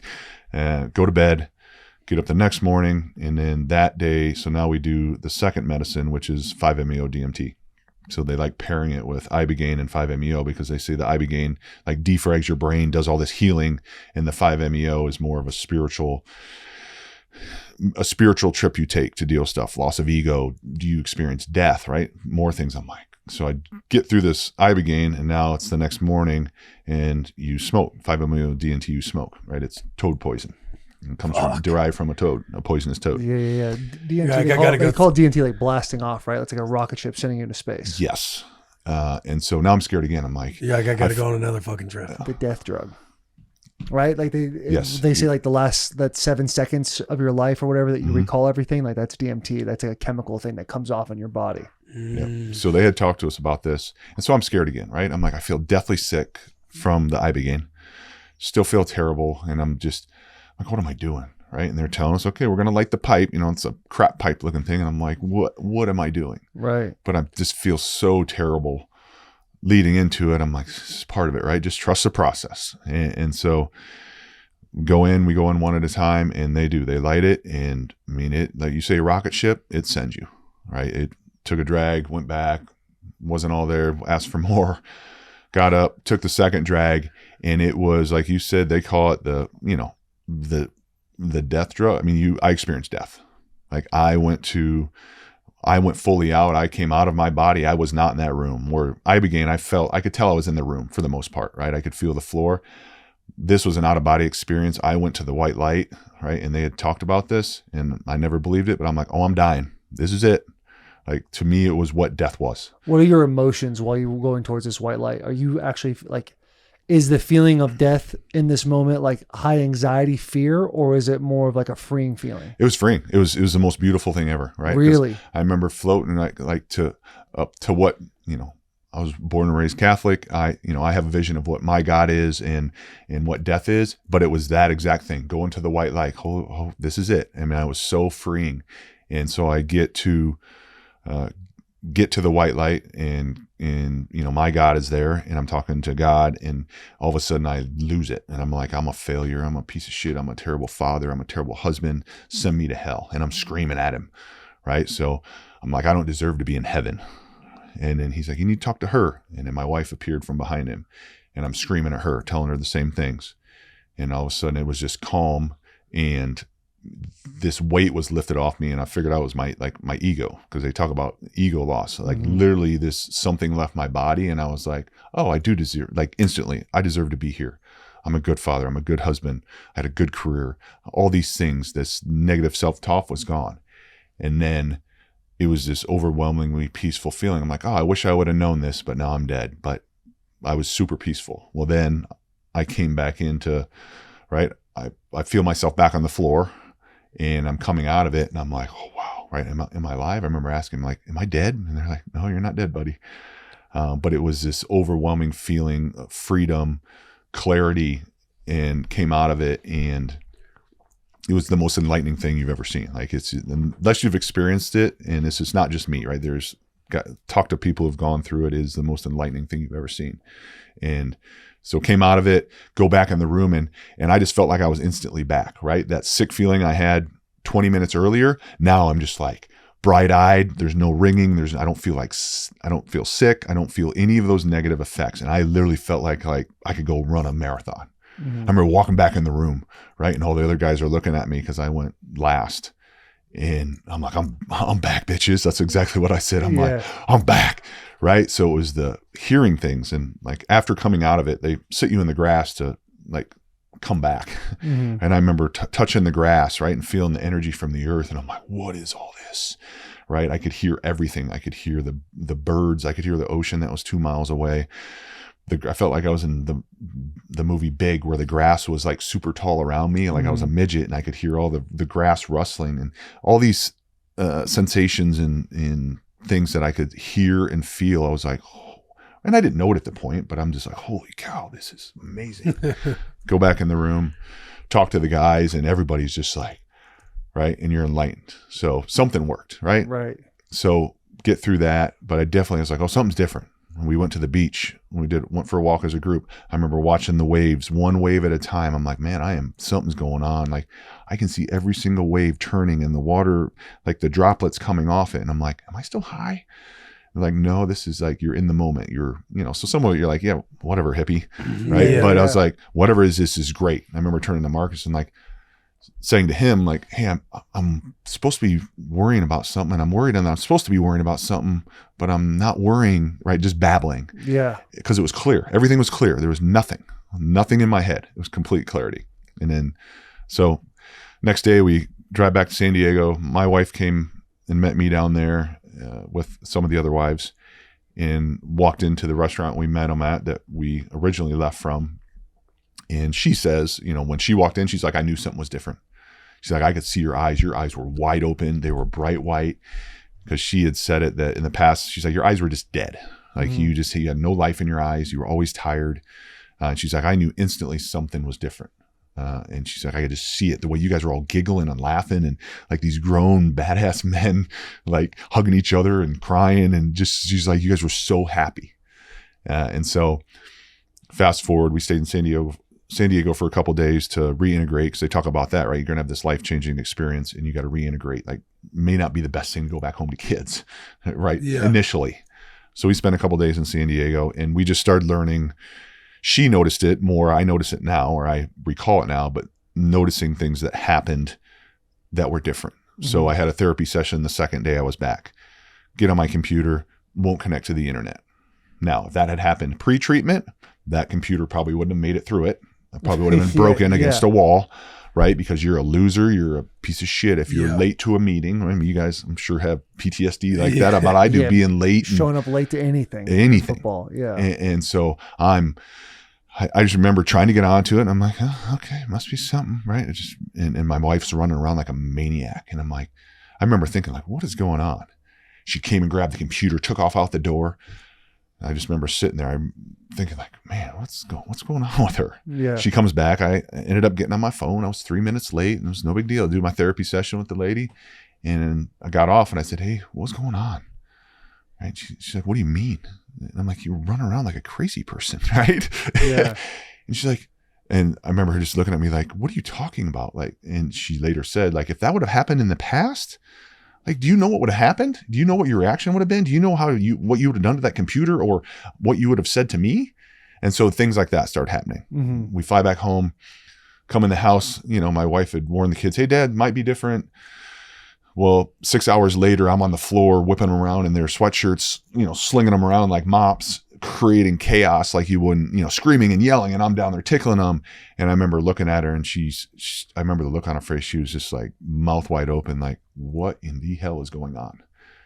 Didn't recall it in the moment. I remember her reaction, but I didn't really put anything. I'm like, whatever, right? Playing with the kids. And so time goes on, days, weeks, months, and my reactions are different. And for me personally, there's no brain fog. I'm super clear, no ringing in my ears. There's zero suicide stuff. There's zero depression. There's zero anxiety. I'm like going to pick the kids up at school with my wife and talking to the other moms and the dads. And she's like, you've never done this. Yeah. Right. I was the guy that sat in the car and waited for the kid to come get in. I didn't want to interact with anybody. And so I'm just a different human being. And so as time goes on, we learn more and more things. Now, are you getting back into the routines of like the cold tub and hyperbaric and? Yeah. So I had a lot of that stuff, but I added a lot of stuff because they teach you that through this too. Is like, hey, meditation, you should learn to meditate, right? That's a big part of being in the moment and helping this treatment stick. And so I'm trying to learn how to meditate, right? And I got right back into my routine up early, but I loved it. It wasn't for survival. It was, it's because I wanted to. It made me feel good. Cold tub was great. I, would go for a walk and be like stoked to be alive, right? Before I went, I was training for a 5K because my buddy and I said we were going to do it. And he's the one that ended up taking his life. But I'm like, oh, I'm going to follow through on this. So I'm out running, and I remember crossing the street and looking at the trees. Oh, man, the trees are so beautiful and green and everything was vibrant. And that semi stopped for me, right? I'm going to cross the street, where in the past I'm like, that same instance happened before I went, and I would stop there and be like, okay, it'll look like an accident. Just step out in the road because the semi's not going to stop. That's crazy. So it's a complete same instances are happening, and it's a different reaction. I'm like, oh, that's weird. Well, this is great. So just all those things start happening. The clarity, like pre-treatment, I was forgetting my kids' names. I'd be like, what's she doing? She's like, what are you talking about? I'm like, her, what's her name? She's like, Hayden. So those things are happening. And now I'm like, I'm crisp. Like I'm up every morning and I go for a bike ride, and then I go wake surfing, and then I'm like, I'm going to go do this. And like, I'm just high on life. So this happens, for 3-4 months. Right. And I remember the first day I got my first anxiety. I'm like, oh, what is that? And I was anxious, right? It wasn't a big deal. It was something small. It's like, oh, I'm nervous to go to this thing. Right. So over time, things started popping back in. Right. But I had this new thought process of things. And so fast forward right? Because this medicine is not a magic pill. It's not, it took multiple times for me. So now we're in it, things started coming back. Then I started having some ideation again. I got COVID and took whatever the pill is for COVID that has, they say on there it can have a metallic taste. So I remember having my first suicide nightmare. I had COVID, took this medicine. I remember waking up, gripping my neck because I thought I had a gun in my mouth because of the metallic taste from the medicine. So it was my first suicide nightmare again. So it went originally 2021. Now we're pushing close to 2023. Things have popped back in. I'm not near as bad as I was, but still having some of the old You're stuff. starting to see some of this old programming come back up. Yep. How long did you have the residual from the trip? To Where nothing. you felt clarity, you felt like four, it 4 worked? months of absolutely nothing. I'm talking no anxiety, the most high on life. And then at about a year, little things started popping back in, right? Some of the anger stuff started coming back, some of the uncontrollable outburst, or, like I said, jump my Harley and go 90 mile an hour into town. Christmas, I don't talk about this a lot, but Christmas before 2023, my parents were out, and I remember taking my son for a haircut, and I was in the truck, and I'm like, Mom and Dad, I'm struggling again. And I said, if I mess up, because at this point it wasn't like, oh, this is how I'm going to make it go away, but I'm like, I'm going to screw up. I'm going to screw up on my Harley. I'm going to screw up, and I might end up killing myself. I'm going to screw up, and I'm very much with it, and I've learned a lot of things. And I told my parents, hey, you guys were great parents. If I mess up and kill myself, it's not your fault, right? So I was back in that bad spot again. Yeah. And so Was it as bad? It wasn't as bad. It wasn't near as bad. But when you've been to super clarity and then things come back, Right. it's like the first Probably day feels way heavier. It feels way heavier. Yeah. And it wasn't before. It was all the time, so I could deal with it all the time. I was in that mindset all the time. Now it was a little bit here, a little bit there, but it seems more intense. So I go back for treatment again, 2023. So that's 2 years from my first one. Very similar experience on Ibogaine. Super sick. I felt like it, defragged, did things. I worked through some stuff, a lot of the same visions, new visions. Then the real turning point for me was the next day, the 5-MeO DMT again. So I smoked the 5-MeO and I die. I saw that I'd killed myself. It wasn't this peaceful death that I saw the first time. I messed up and I killed myself, right? Whether it wasn't necessarily suicide, it was a vision of me on my Harley, right? Weaving through cars. And I'm watching that. And I killed myself. And then I saw what it did to my family. I'm watching down from the sky now. I'm up at that. I'd gone to that, killed myself, went to the white light. I'm watching down and I see what it did to my family. So I'm watching my kids age and I'm seeing how it messed them up. I'm seeing what it did to my wife. Because before I left for this second treatment, I had told my wife again, I'm a burden. And I got back to that mindset that you're better off without me. Unfortunately. And so it showed me in this, I saw what it did to them.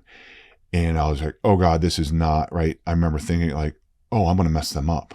Right. And sounds like a crazy person, but I didn't think that before. I thought I gotten back to this old Robert, right? Even at, maybe not all the time. So this is going to mess them up. And then I saw what it actually did to them. Woke up out of this. I actually started throwing up. So I reacted to, and I think I woke up kind of towards the end of this trip. And so I thought I died. So they're cleaning my mouth, right? So I'm puking, they're cleaning my mouth out. And I start raging because I literally think I'm dead. I'm like, this is hell. Like whatever it was, I was in a spot, I thought I was dead. And I grabbed the therapist and I'm raging, screaming at him. Like, I effed up my family. I'm screaming and I'm throwing him on the ground and just complete rage. And I remember my female therapist was there that we work with, and I grabbed her and I'm like, you got to call my wife, tell her I'm sorry. So I think I'm dead. I'm back on earth out of this trip, but I'm still half in it, I think. But I literally thought I was dead. And so this happens. I later found out I raged for like 20 minutes and they're calming me down and some things happen. And finally I calmed down and realized I was back on earth. And I wasn't actually dead, but I kept asking him, like, did I die? Did you guys resuscitate me? It was that profound. And so I come out of it and I was just in shock. So where before it was blissful, and this time I was like, I was in shock for hours, even till we got back. I got back home and I'm telling my wife about it. And I'm like, I think they're lying to me. I think they had to resuscitate me. Like I pushed it too far.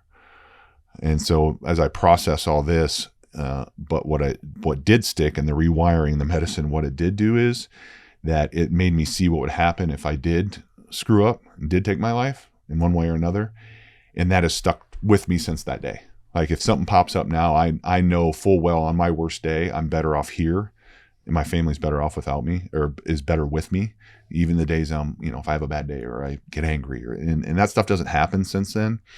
Happens happens when you're a dad, and right, the normal type of angry. Like, exactly. If anybody's watching this and probably thinking, and I'm assuming this, you can tell me if I'm right or wrong, but like, you're not going to take this medicine. All your issues are always going to be fixed, but you're going to have better tools and better understanding of where your value is in life. Exactly. Yeah. Okay. And this instance for me is like, oh, and I didn't believe it before, and I truly believe it. Even, no matter what happens, right? Even worst case, I never want to happen. I get dementia. I'm better off here. Right. My family needs me, right? And so that's what this experience showed me. And so since then, it's been, I have the tools now, and it rewired some things. They're showing that, Ibogaine specifically actually scientifically rewires your brain, right? It's growing new white brain matter. So Dr. Nolan Williams, God rest his soul, he has passed since this study, but he did a study with 30 vets, special ops vets, and proving it. Right, that's a big part of this movement with this medicine.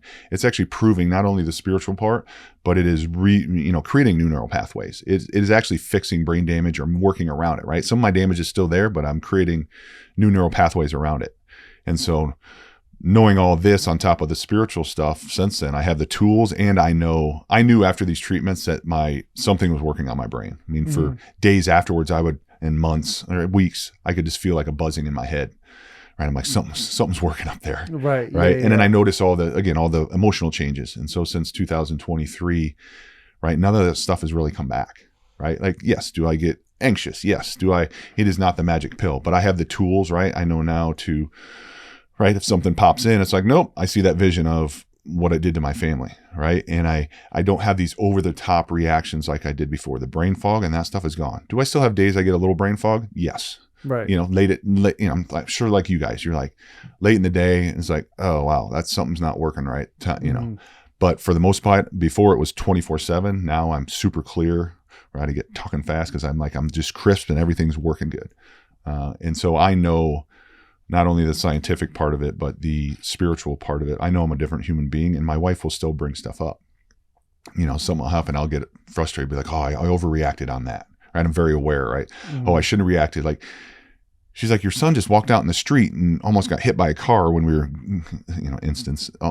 going to get on our boat. And I grabbed him and I lit into him like, you gotta watch, right? And then I felt bad. I'm like, oh, the old Robert's back. And she's like, that's what a dad should do. Right. That is a normal reaction. Protect your child. Yeah. And so she's like, no, she brings it up to me all the time. She's like, she can trust me to take the kids to soccer practice or basketball practice and not worry about me, one, forgetting where I'm at, or two, having a reaction around people. So it's daily stuff happens. And, the fact that I flew here by myself, she's like, just a little step like that. 5 years ago, you couldn't do that. I would have had to be with you because you would have either lost it in the airport, wouldn't have forgot where you were, whatever these things were. So it's, that my life is different now because of the tools I have, and I know that some of the work it's done, right? I went through some of the, you guys will find it funny, but I went through some of the brain concussion stuff, pre medicine and post medicine, right? So pre-medicine, I'm doing, jumping through the hoops, right? Right. Hitting your baseline test. The 10 years of stuff they make you jump through to try and get something out of it. And I finally was like, I don't care about this. So I had a couple of doctor's appointments pre-medicine and a couple post-medicine. So I come back post-medicine, and I'm like, pre-medicine, I'm talking about, suicide and talking about these things. And post-medicine, my scores are better. Everything's better. And they're like, oh, you don't qualify. I'm like, of course I don't. Right. But at that point I didn't care, because that showed me, because some of my scores and some of the things that happened pre and post, I'm like, I'm definitely a different person. Right. My scores are better, like my recall, and it's kind of funny, but I'm also like, oh, of course I went and did something else that, and it, a lot of guys do it, want the money or because they deserve it. But I was just like, I want to be healthy. So I kind of laughed it off, and it's like, oh, this is showing me now, on top of everything else that I am, things are fixed or drastically better. Yeah. Right. Have you gotten a brain scan since the first one you got, where it was like, it looked like somebody took a baseball bat to it? I did the part where, so my initial brain scan was a SPECT scan. It's called a SPECT scan, right? Which measures, it gives you a 3D image. It measures the surface of your brain, pretty much things that are living or not living. So it measures electrical current in your brain, and it measures blood flow. What they are finding out, so I got the same scan afterwards thinking, oh, I'll see it drastically better. But what I learned is that's not the correct scan to do that. Now, does that measure damage? Absolutely. But they're learning, and this is where this medicine is new. These neurologists are learning that scan, for whatever reason, there's been a few people like me, it doesn't show a drastically better brain. Now, why is that? Well, depression, all these things is inflammation. So I had huge inflammation on my brain. So that's why certain parts were lit up, and then it shows the dead parts. Ibogaine takes inflammation away. So now some of it looks worse or the same because I have less inflammation. It's not actually creating the surface of those areas that were damaged. It's the internal stuff. So a long-winded way of answering that is an fMRI actually looks deep into the brain. That's what Dr. Nolan Williams used at Stanford, and they can see the new white brain matter. They can see the new neural pathways. So I messed up, which I can accept now, right? Yeah. Right. You're thinking, damn, I wish I would have had this scan Right. or MRI before, so you can actually see For sure. whether it's rewiring or Exactly. The actual where they can sign, and they did it in the study from Stanford. You can look at the study and it shows the brain, new areas internally, where mine was more the surface of how is everything currently working. It's not the in-depths of new things starting. So long story short, it was kind of a bummer, but it was also, that's why I didn't want to get another one, because I'm like, I know I feel better. And at the end of the day, it was the wrong scan to do. It was right to figure out the damage. But the neurologist like, hey, we don't understand it either, right? For whatever reason, the psychedelics part of it, because of the inflammation, this is not the right scan. This is more of a surface level where the fMRI goes deep into it, which I am going to get at some point, but it would have been nice to have a baseline. But right. You look at the study they did, and they have pre and post fMRI, and it's black and white on there that there is new stuff growing, and that's the standard for what you need from to the psychedelics. Mm-hmm. That's isn't awesome. there somebody that put like, what was it, like $50 million toward a so study? Through this process, I became, the military community became my old football family, right? So, Yeah. Marcus is a very close friend. We talk almost daily. He's just a guy that we check in. It's, telling stories. He'll call, hey, this happened, and I used to react like this. Guess what I did? I laughed, right? Like just stuff we talk about how we used to be. Now we're different. Our wives talk, but through the community I met, and Marcus and Amber Capone with Vet Solutions, they've treated a couple thousand guys now, right? And I'm not talking it works for a couple. I mean, you could bring, of the 2,000 they've tested, you bring almost all 2,000 in here, and you're going to hear the same story. Really? Right? One level or another. Sometimes one treatment, sometimes two. Took two for me. But you're going to hear the same story. The results are astounding. And so I got introduced to some people, with this study through Stanford, and then they started going, a group put together to go to Texas. They were trying to get money from Texas to study it. So former governor of Texas, Rick Perry, he asked me to be involved because he's heading all this, or was. So we were in Texas working with politicians, legislators, and they signed a bill. And again, I'm a small Lego in this thing, but gave my story. They signed a bill that put $50 million towards the study of Ibogaine for PTSD, TBI, addiction. It's huge on addiction. I haven't drank since my first treatment in 2021. Haven't had a drop of alcohol. Have zero interest in having any alcohol. It's huge for addiction. So they originally started using Ibogaine with heroin addicts. Mm-hmm. They still do. Like 80% of heroin addicts will go through this treatment and not touch heroin again. So it's huge for addiction. Yeah. Marcus, these guys were on numerous, right? They call it the military 60 pack, right? Of antidepressants, all these things. The majority of them are not on any of their pills. A ton of these guys don't drink. Marcus has never drank again, right? There's tons of stories like mine. So Texas put the money, signed that bill here a few months ago. So they're going to start studying it. They're going to do trials on veterans, on athletes to try and get this passed, because it is currently a Schedule I drug, right? Mm-hmm. So there's that loophole to jump through to get it off Schedule I.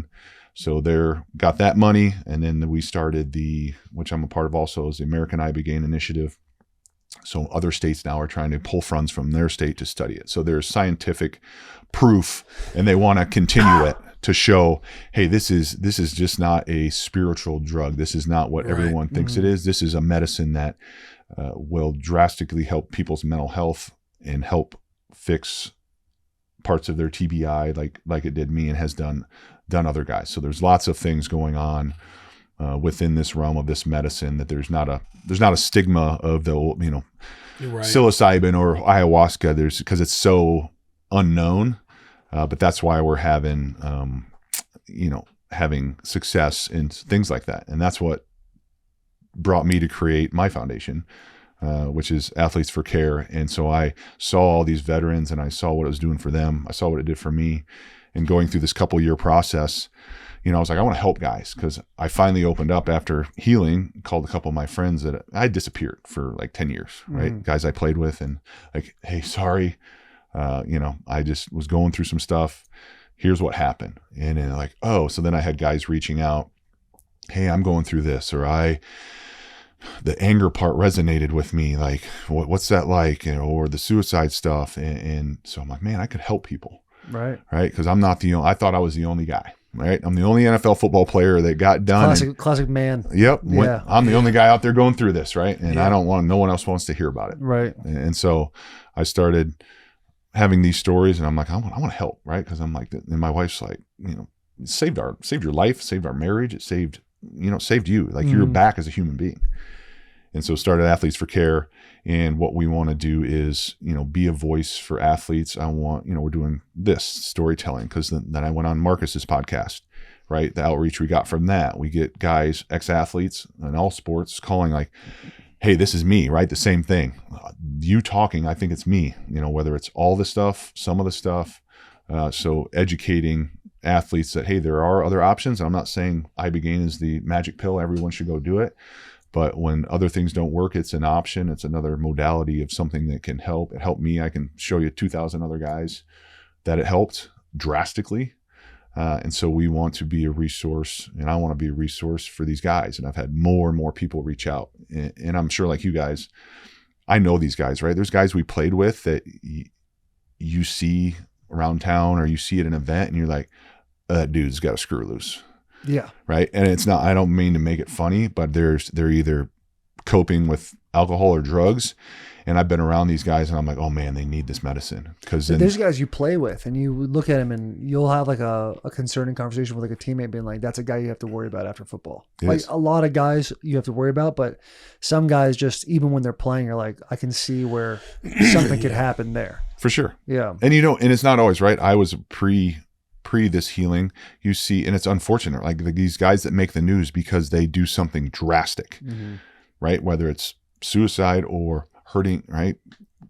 Hurting their neighbor, or there's been instances of that to where you're like, this dude's lost his rocker. Right. Right. Now you look at it, and I'm like, check his brain, right? And a lot of it now, they are checking their brain. So it's TBI related issues, right? The rage, anger, all that stuff. And so being able to tell the story and be a resource for these people that are going through what I did, it's not fun, right? Sit here and tell you the stories about my kids and those things, right? But it's healing for me, and the amount of people that is like, dude, you saved my life by talking about it, because you were, strong enough to like put your shit out there. Right. Like, thank you. And so that's why I continue to do this with Athletes for Care, because there are lots of guys that are suffering, and there's ways of healing. And that's why I want to help push this medicine forward, and just be a resource for guys that, hey, maybe Ibogaine isn't for you, but hey, why don't you try this, right? Why don't you try the cold water therapy? Why don't you try these breathing exercises, right? I've turned into a super focused hippie, right? Cause I, like you, we've talking about it, the longevity stuff, right? I get up and I do breathing exercises in the morning. Chains, yeah. And there's so many things you can do, but that medicine for me got me years ahead. And I know fix some stuff, but now I'm addicted, right? I'm addicted to doing those things. And I get up at 4 a.m. I go get my cold tub. I do my meditation. I do my breathing. I do my workout. I do my hyperbaric chamber. I know these tools. If I walk into a gym and I get activated because it's loud, I don't like chaos, right? That's who I am. I'm very straightforward as a dad, as a coach, as a person. But I walk in and I get activated because everyone's not us. I don't know how you guys are with your kids. I'm guessing we're very similar, right? This is not a free for all, right? Kids act a certain way, right? We walk into a gym and people are bouncing off the walls and no judgment on their parenting, but it activates me, right? Yeah. But now it's not this over the top activation that I have to leave the gym. It's like, I'm okay. They're not my kids. It's not my problem. Right. My kids are doing what they're supposed to. Yeah. I can walk in, I can sit down, I can not be up there shaking because of the reaction. It's like, sitting here to watch my daughter and enjoy what she's doing or whatever one of my kids I'm watching, or if we're coaching now, I'm coaching, with my wife, we're coaching basketball. We're about to start the high school basketball season, coaching girls. And it's the greatest thing in the world. I couldn't have done that 5 years ago. When you talk about being in your vulnerable state and saving as many people, there's you hear a lot of stories about people who have gone through processes either similar to yours or whatever, and how they've, changed so many people's lives. Has your wife ever told her side of the story and been vulnerable in those senses? Because you talk about, as you're telling me this story, I'm thinking it's amazing the amount of growth you've had and how you're very humble sitting on this bus talking about these hard times that I've had, and this is the process that it took, and this is where I'm at now. And I just think about your wife, and as you come out of this first medicine and she's seeing a different version of you, there's probably a bunch of stones that haven't been unturned for her of different things that maybe you did that she hasn't healed from. And there's a process for her to heal through. Has she ever been able to kind of tell her side of the story in these things? It's funny you ask. We just did it. We went to Iowa last week. I did some mental health work with the athletic department with current student athletes, not regarding psychedelics, just more mental health in general. Yeah. Met with the psychiatric department. We're collabing with them at the University of Iowa. But we sat down and she had a couple-hour interview, and it's the first time she's told her story. She's given tidbits on different things that people she spoke to with different articles that they've done on me. But we have that in the pipeline to come out, because I took a good friend of mine from Iowa. He played in the league. He was struggling, and I talked to him about this 2 years ago, and about a year and a half ago, he reached out. He's like, I need help. I need to go do this. So I went down with him to Mexico just to hold space. And I remember this is when it hit me, like you said, because I was down there and I called my wife and said, hey, can you call such and such's wife and kind of tell her what it's going to be like when they get back? Because remember how much we struggled, right? Because she was for a long time. She was like, oh, it's great. You're fixed. That's awesome. Right. I've been living through all this stuff, and it's awesome. There's a level of resentment she has. For sure. Did multiple years of going through all these things. Yeah. So she, that's when it hit me. I was like, oh, we need to, if she wants to, and she did, she's willing to tell it, because it's the wives and the kids that go through it. And so she called my buddy's wife, and it was great because she wasn't really into him going down there. She's like, what is Robert doing? He's taking him to Mexico to do drugs. And I was like, just trust us. Mm-hmm. Right. Well, then he gets home, and I waited. I didn't want to call and ask, how's he doing? A week later, get a call from her, or a text. It's like, I'm sorry, I didn't believe in this when you left. He is a different person. Thank you so much. No shit. And the stuff you told me. And then we're like, okay, well, now here's this going to happen, right? You're going to get some resentment coming up, just like my wife did. And she did. She called my wife and was like, yep, it's there. He's fixed. It's all great. Tell me to relax. Yeah. Right. Yeah. Cause I'm the one reacting now. So it's a big part of this whole story is the entire part of it. And that's what Marcus and Amber Capone did for me at Vets. They are my best friends now, one of my best friends, because they took that call for me. Right. And that's why I want to help other guys. And it's just it's a way of healing, right? Because we all have our issues, right? We're always going to have our issues, right? And it's not that it's not everyone in the world, but athletes especially, right? You come out of being what we were and the identity and all these things, and we're full bore, so I want to start with that and help guys, get healing. And that's, this is how I know how to do it. Yeah. I sit here and think it's like, how do you reach another Robert Gallery out there that's more so in the phase of the years until you decided hey, I need help? The moment on the driveway where you look up at your wife and you say, I need help. The guy that isn't wanting to hear it. I feel like that's always got to be the challenge, right? It is. And I think talking about it, I've learned. I've had numerous guys that have hey, seeing you talk about it, they reach out and I'm having the same thing. Seeing you talk about it made me reach out. Am I ready to go to Mexico? No. Some of them are. We've helped guys get down there.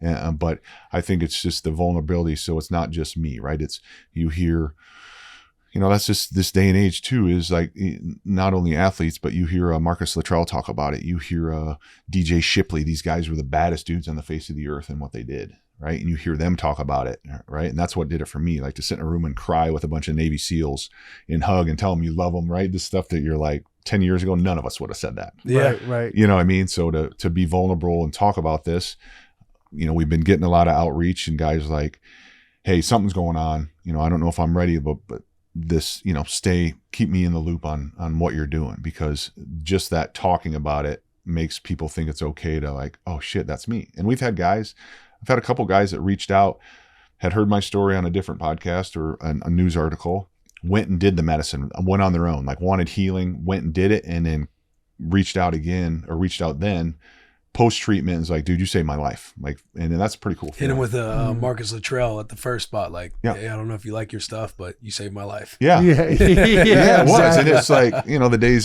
that I'm, working on the business side of having a foundation, right? Like trying to raise money and do all these things that you got to do to keep running. And you get an email like that and you're like, holy cow, like there is a reason. And it's pretty cool. And, sit and talk to guys. There's been numerous ex-players that I've been at events with. And what are you up to now? And it just wasn't me preaching like, you should go do medicine. It's just more, this is what happened. I went dark, did this, found healing in this. And they're like, oh, right. I've had numerous guys like the rage thing. He's like, and it's like they relive what I was doing. And so I hope they, find something that helps them. But there's lots of guys like that. And it's not everybody. I'm not blaming, like you guys, I'd go do the whole thing all over again. I'd go back to Iowa and do the same stuff and hit the same way and be the guy that was trying to kill people with my head. Yeah. Right. Cause that's what I was. I was not a finesse guy. Right. I was a smash a face mask, through your face mask type of guy. Be ready to die on the field. Yeah. Right. And so there's those moments on Saturdays in the fall where you're just like, man, if I died out here, this is an honorable death. Yeah. I'm willing to do it. Yeah, it's the sick part about it. And I'm still, right, that's also the thing with the medicine. I'm not a hippie now. Like, yes, do I do focused hippie? I am, right? Because you see me, right? Like in the airport, right? Things are getting activating me, right? It's like chaos. I don't like chaos. There's a bunch of noises because I can hear now. I can hear and I'm thinking clearly. And I'm like, oh, there's a lot going on in here. So I sit in the corner, right? Close my eyes. And I'm sure people are like, who is this massive tattooed dude in the corner? He's out there meditating, doing my breathing, right? And it's awesome. It's a great feeling to be, healed and be that much far ahead of where I was, and to be able to offer it and to other people and guide them through maybe before they get to where I get. That's my whole goal with Athletes for Care, is to be there before they get to where I got. Yeah. Right? Telling my wife, like, here's all this stuff, right? Let's get you the rage stuff now that you're recognizing, right? That's what leads to this other stuff. That's part of TBI. That's the reality of it, right? Not blaming the league, not blaming anyone. Like I said, I do it all over again. But like let's offer healing, and that's a big part of what we're doing and why I'm on here. What's your relationship like with football now? When I got done, how has it changed since probably the bitter taste you had in your mouth when you left? Yeah, I can sit and enjoy and watch a game with my son because he loves it. Am I going to choose to on a Saturday or Sunday in December when it's dumping snow out, stay and watch the NFL games on Sunday ticket rather than being on the mountain snowboarding? Absolutely not. Right? I was never that way. Like I'm not a guy that sit and watches it every weekend. But I can turn it on now. My son can turn it on. Be like, Dad, let's watch the football game. I'm like, sure, buddy.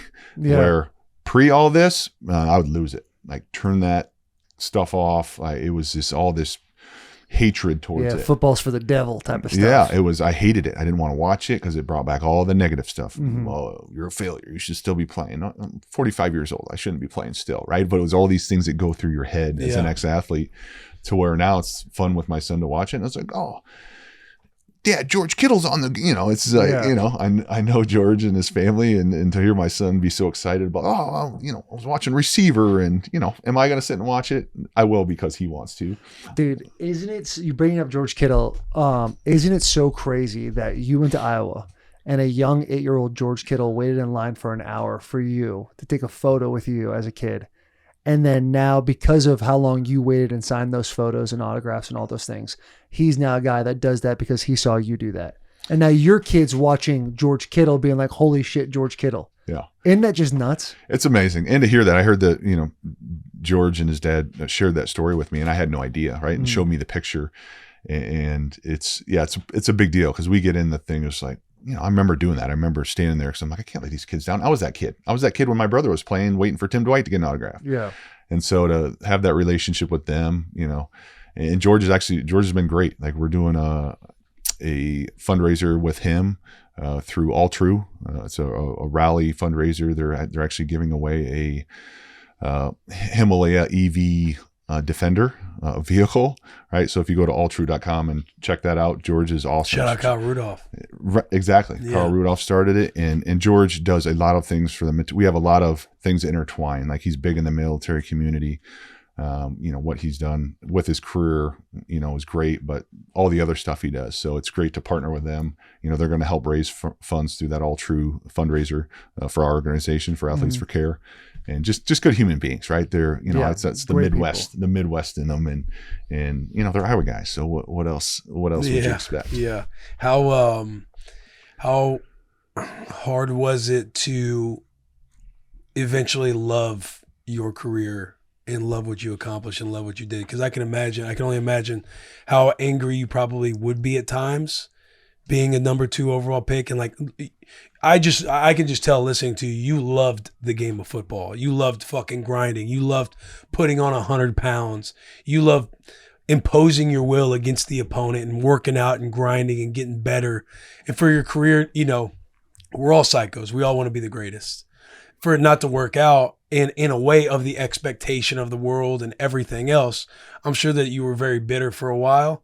And because you talked about your ego death, you talked about you speaking on it, and it was very fleeting, but loving your career when you said you were coming out of it from the spiritual side of everything. I'm sure that was very hard. Yeah, no, it is, right? We're competitors. That stuff doesn't go away.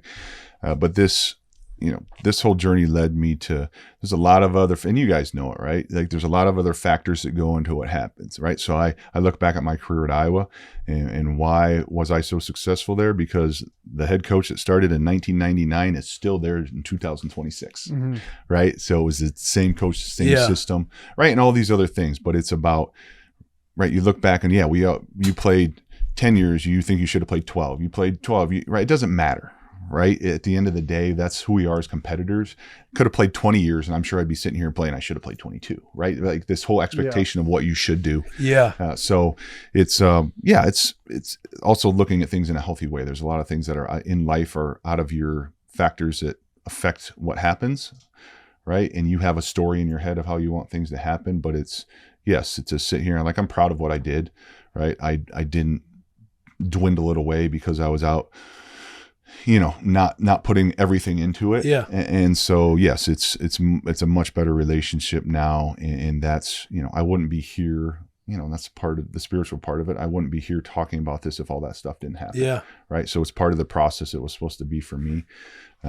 Did I still want to go to the playoffs every year or a year? Never knew it. You know what I mean? Like, that stuff still bothers me, right? It gets to playoff time and I'm like, it doesn't debilitate me, but I'm like, that'd be. See the guy. Would have been nice to win in January. You see the winning team having fun. You're just like, man, if I could just fucking taste that it. feeling. Man. Yeah, and as you guys know, when you're winning, it's fun, right? It's easy, right? And then you're like, I got bull rush there, but it didn't matter because we were rolling and he got it out, and that happens in a you're losing and you're down 20 and we're pass blocking every single one. Like, hold on. Yeah. That's the worst when you open up the second half and you're like, 2 minute boys. Yeah. Like hold on to your ass. Like nothing. For the rest of the game, you're just praying to get a couple slides your way. That's the worst feeling in the world.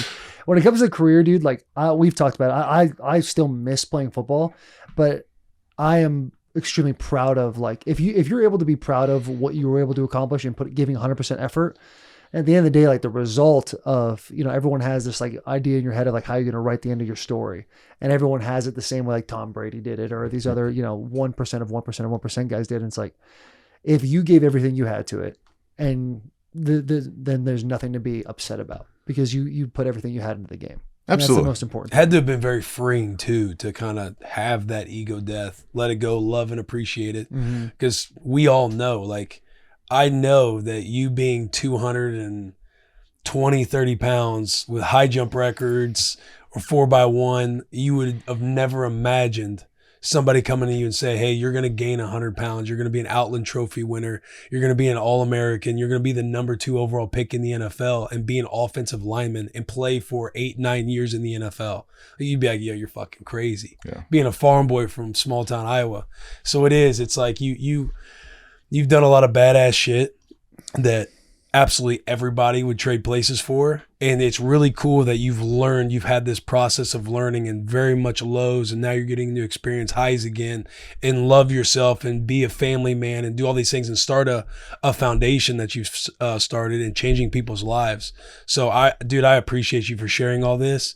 I'm sure it gets still at some point, no matter how much you talk about it, I'm sure there's still some discomfort at times, like having to pull from old memories that you probably feel shame and embarrassment from. So dude, thank you for sharing all of this. Sincerely.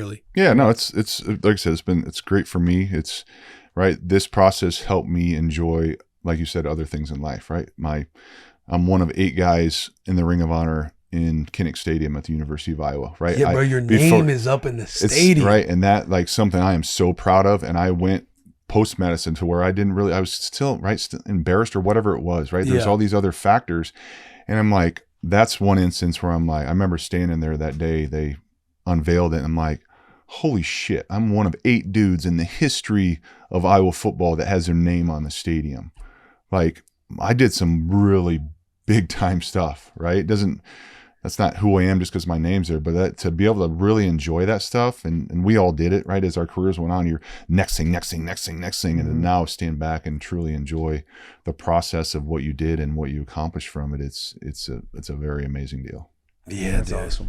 I got one more question for you. I was so hung up on your first DMT trip, and you're like going to the light and you see God, and you're like, I saw God the way I see God. How clear was this trip for you? Was it like we're all sitting here right now talking? Absolutely. What does God look like? There's 2 things I don't get into: politics and religion. No. But for me, right, it was the typical what I learned in CCD class when I was beard, long white hair, the white robe. Yeah. Right. Was he a heavier set guy, medium build? What were we looking at? Medium build, white guy, right? Yeah. My God's white. Right? Yeah, fair enough. Yeah, all good. We're not judging that.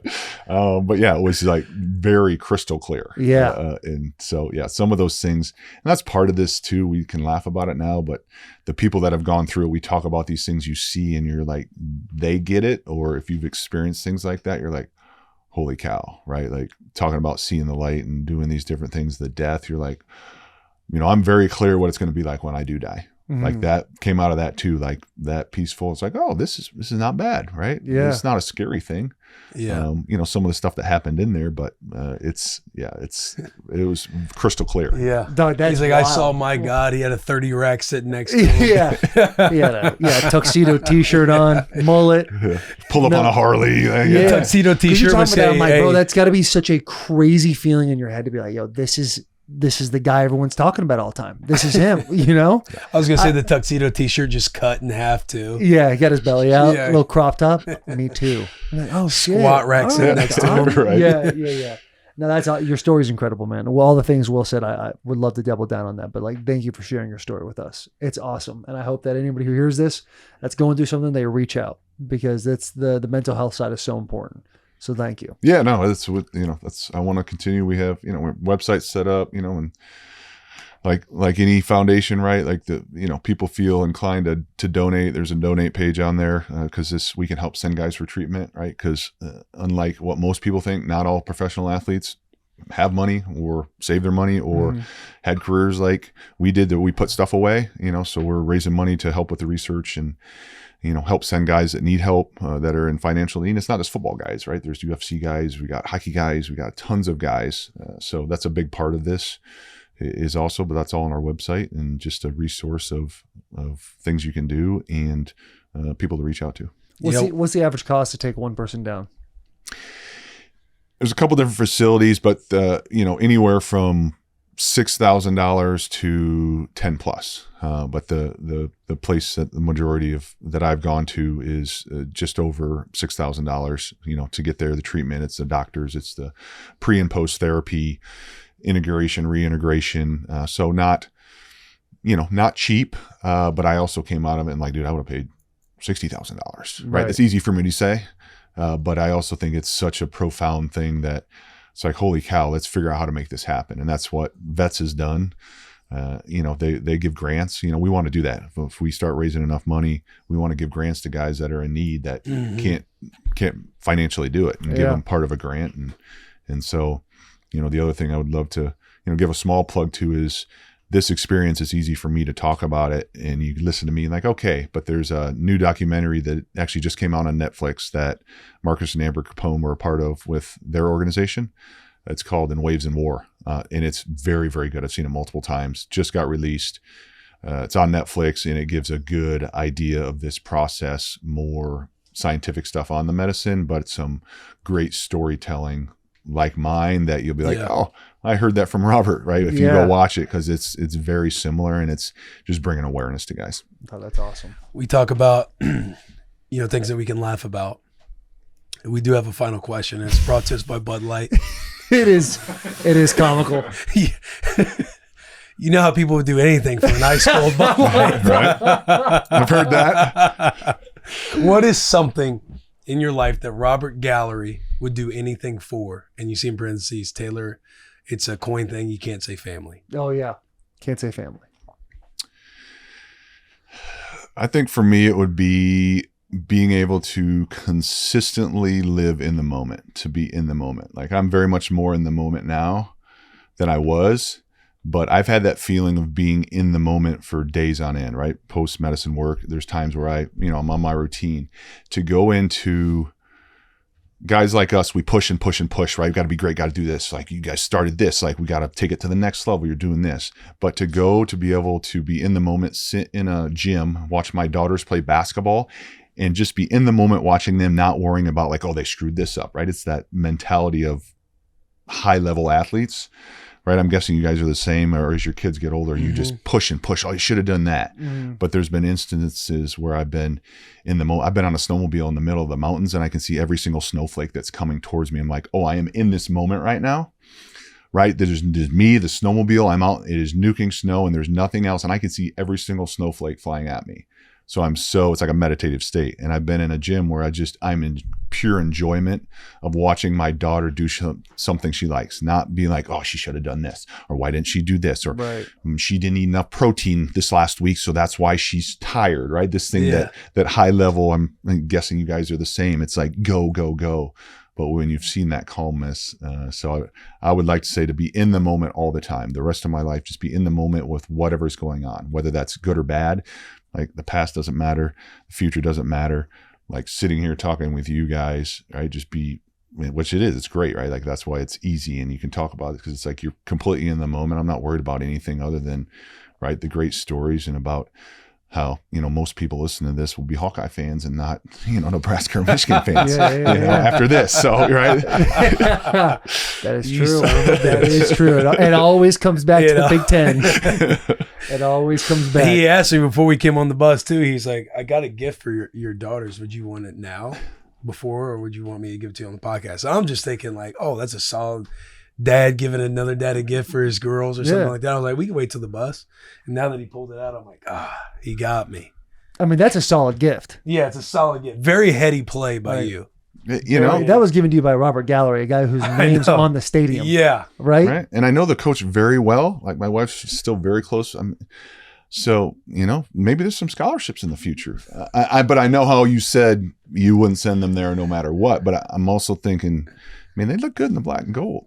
Right, black and gold's a great color combination. Our kids could team up, right? I think yours are a little younger than mine, but I've already started incorporating. Like, we had on our For the Dads podcast, we curated this story, this AI story of good guys and bad guys, and the good guys are Huskers and the bad guys are Hawkeyes. So trying to indoctrinate them into thinking it's Husker football, and I was the bad guys. Yeah. Well, we do play each other in a few weeks, so we might need to figure out offline here how to get back to that game, and then we can posture up on the opposite sidelines. Okay. Duel it out. I don't know. We might have to try and make that happen. Yeah, we'll definitely have to have fun. That would be beautiful. Some more fun, because I do have fun with George each year. I used to have fun with he was a teammate of mine, Brandon Sheriff. We'd have fun with it every year too. But we can come up with something. He was a stud. He won the Outland Trophy as well. Yeah. He's a stud. Tackle that went to guard. And he was a monster, bro. Like, hitting him thick and rich was not fun.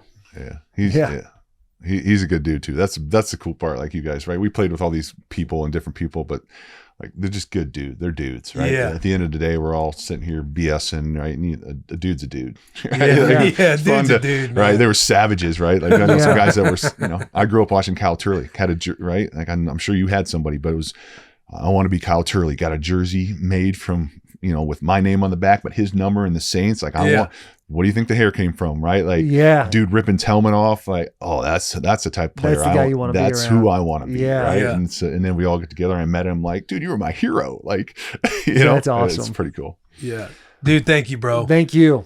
Big hugs, tiny kisses. Pass this podcast around. Leave comments, and we will see you next week. Next week.